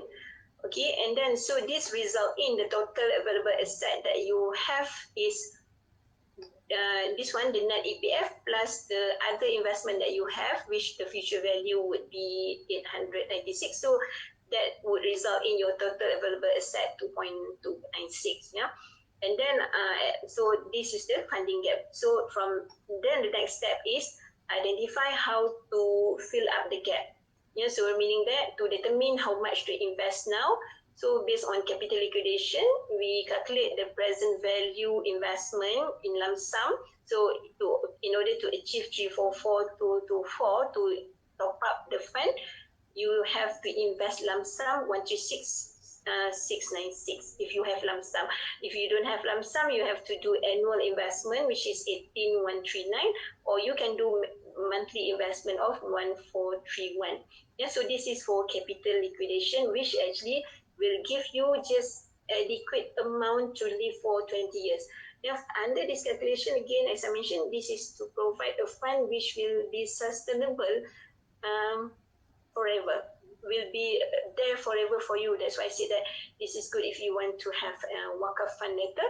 So the amount of gap, taking from here, this calculation, this is the gap. So based on, okay, here I use 8% return of investment, yeah. So for 12-year period, what is required from you is lump sum investment of 1.42, annual investment of 188. Option for you, instead of using a lump sum, you can do annual investment, or you can do monthly investment of 14,000. Of course, it is like ridiculous a bit, but you can have option in life actually, yeah. So whether you want to have capital intact or capital liquidation, right? So take note here, the rate of return that I use here is 8%, because of usually when we are still considered younger than 60-year-old, and then we still afford to stomach the risk in investment. So maybe we can opt for investment product that can give us the better return. So we can, diversify among a few investment and get a portfolio return of 8%. Then it would allow us to have top up our investment with this amount. So if we can afford to find 8%, so let's say we put 6%, definitely the amount of investment required is higher. Yeah. So that's why it's good to learn about investment, so that we can find something which is better return. Right. So of course, yes. I'm sorry, I may have missed something here. Okay. There are two methods here. Can you just go back, go to the down? Right. We have Okay, two methods. One is the liquidation. The other one is the capital Intact. intact method, right? Correct. Because I see that the fund needed is I mean, the funding gap is very big. Yes. Can you summarize what make the difference is too big? It's Okay. about 3 million, madam. Yes, the reason is because of, if you look at how I calculate capital intake and capital liquidation, this is the calculation on capital liquidation. Yeah, but what can you summarize what Okay, make the difference? what actually made the difference? Because of capital liquidation is only for the 20 years period. It will allow you to use the fund for 20 years only. So because of here we expect that your lifespan would be 20 years post retirement. So but definitely after 20 years it will be finished. All right. If the rate of return is like this, it's mentioned. Okay. So this one, it will give you an amount that will be sustainable forever. Oh, okay. Yeah, that's why the I amount see. is very big. Yeah, but again, Sister Harijah, we can actually adjust here. Yeah, so of course maybe by reducing to 8,000, and of course it will be lower the amount. Yeah, and then of course if we can get better return of investment, again it will be better. Yeah, or maybe you have house here. If you have house which you rent out at 1,000 a month or 2,000 a month, yeah, Rental income lah. yes, so that will definitely help. That's why you have to have multiple source of asset that can help you during retirement, so that will lower further your burden to build up the retirement fund, right? So if Because kalau that capital tu macam impossible je lah kan, monthly nak 24,000 to save tau, to save. I punya setahun pun mungkin tak cukup tu. Not to earn, yeah, to save. Yeah, it's like we have to keep everything that we earn, which is very impossible. Yeah, kan? Tak boleh makan macam it's not so realistic lah kan. I don't know lah, that's how I see it lah kan. Macam but at least the liquidation tu nampak lah okay lah, boleh lah buat benda tu. But again, the next question is, mana nak cari return investment 8%? Itulah pula kan. Correct. Itulah. Cuba tengok just now I just add the 8,000 a month, and then you have a house which you rent out at 2,000 kan? I put it here. If you have a house that you rent out at 2,000, and then your expectation for the post-retirement is only 8,000, right? So this actually give you good rating. If you so you don't have gap, so meaning that you can just maintain whatever your lifestyle now. Yeah, maintain your lifestyle, then you don't have any gap, so you can just continue working until 60-year-old. But this is actually with the condition that you have this investment, of 800. So of course you have to identify which investment asset that you have now that can be designated as your retirement fund. Then you can make sure that it will be growing at certain rate. Then meaning that when you say that investment there 896, you mean that currently I should have that amount of investment or future value? Future value. Okay. Yeah, this is based on my other calculation on the investment portfolio that this person have lah. So this is from my case study where this person have an investment which the future value is 896. So that's why it is added in the retirement asset. So let's say we put 0 here, for the retirement asset. So definitely funding gap is only 184. So meaning that you just need to have maybe one property that can help with the source of income for retirement that will help you already. So funding gap is only 184, which actually require you monthly of 768. Yeah. So you can modify further, because of this is what happened actually. Like I have a friend who asked me about what actually the amount that she need for retirement, and then she said that because of she has to provide for her medicine and all that. So and then when I tell the figure, then she said okay, maybe out of 7%, instead of 7, maybe put 6. Okay, and then after not enough, okay, maybe 5 also. That can be actually, we can decide on what we can maybe do to accommodate our expectation. Maybe we change our expectation to accommodate the amount of fund that we have. So you see here, if I put 5,000 only, so of course, this one having 500,000 in EPF now, Okay, so of course, again, there is no funding gap.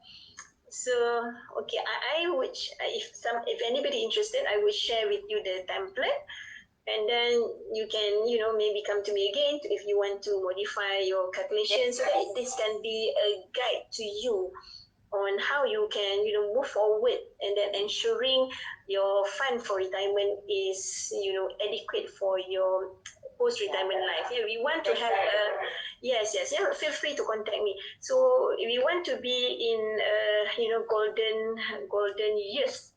We want to be in a situation where our retirement will be shining as gold. We don't want to be a lot of rotten here and there. Okay, so the last one, yeah, the last one is a goal without a plan is just a wish. So if we have everybody have a goal in life, right? We want to have a retirement. We want to have financial, what they call it, freedom, financial freedom. We want to have financial freedom upon retirement. We want to be able to spend our golden years with our kids. And then our grandchildren, visiting all our grandchildren, and then have tea with our friends. Yeah, we have goal. But without a plan, it is just a wish. Yeah, so that's why we need to work out a plan to ensure that we can achieve our goals successfully. Right? So what you do today can improve all your tomorrows. Yeah. So what you do today can improve all your tomorrows. And then of course the other way around. Yeah, what you do today can also deteriorate your tomorrow. If you do it wrongly, it will give negative impact to your tomorrow. Yeah. Okay, this is the saying, the saying about financial planning. If you fail to plan, you are planning to fail. Yeah, this is applicable in everything in our life. Just like when we in academia, right? We want to do PhD, and then we want to graduate on time. But if you don't plan properly, definitely we won't achieve our goal, right? So if you fail to plan, you are planning to fail. Okay, so this is the last slide. Right? Any question? Any more question that maybe we have and then we want to discuss here before Zuhur, inshallah? Sister Alia, do we have any more questions? Okay, madam. Okay, sorry, you might not be able to answer all the questions for the time being. Okay, but don't worry. Okay, since we have received an overwhelming response from our participants, okay, for this session. All so right. inshallah, you can plan for a full workshop with Madam Zarina. Is it okay? Okay, yeah, Jadi, that's madam, good. banyak request ni. Inshallah, boleh, Okay, inshallah. inshallah. Yeah, we can have a workshop where I can guide you, all of you, on how to calculate, and then we can have other plans as well. For example, if you were still young, you want to develop education plan, for example, you want to know how much protection amount that you should have, maybe instead of just accepting whatever being proposed by the the agents, or the you have to know how much that you need for your protection as well. So inshallah we can have workshops on that, inshallah. Yeah, inshallah. Okay, thank inshallah, you. we will make the announcement once the program is ready for enrollment. Yeah, thank you very much. Inshallah.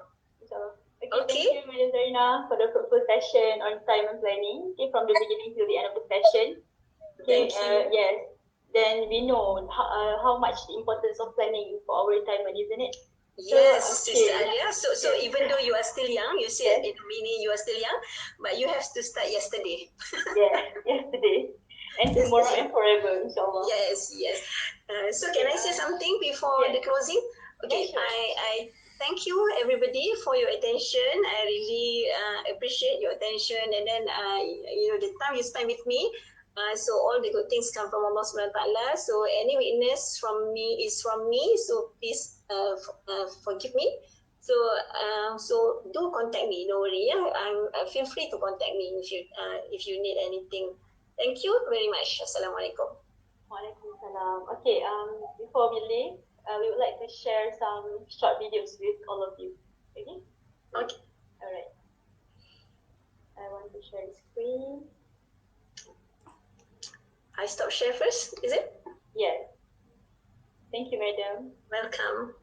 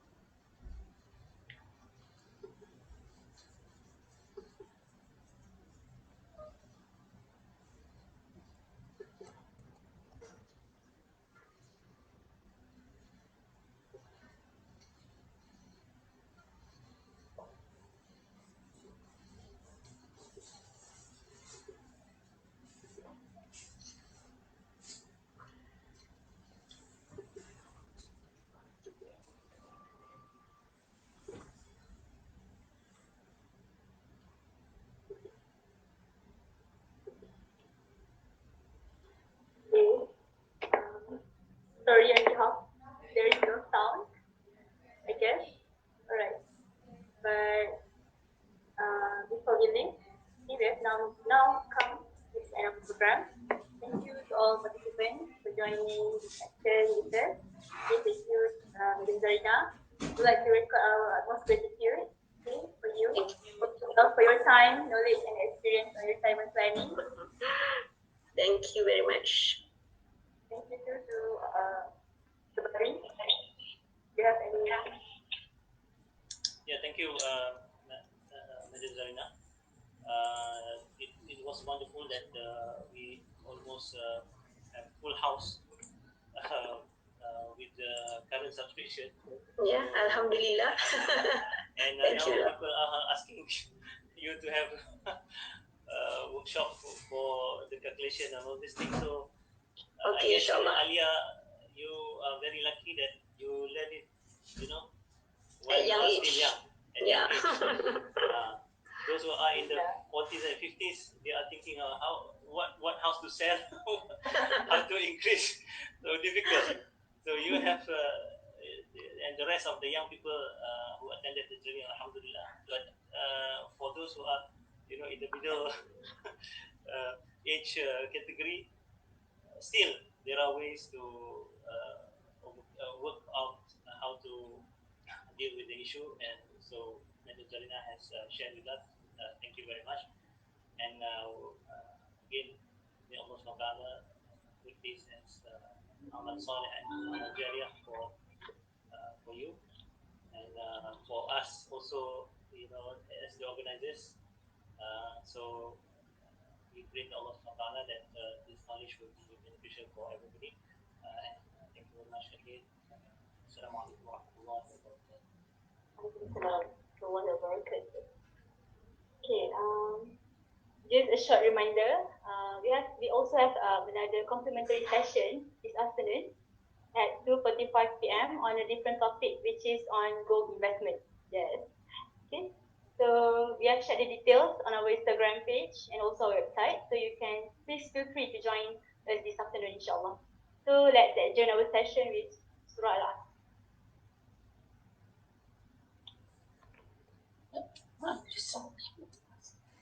Thank you. And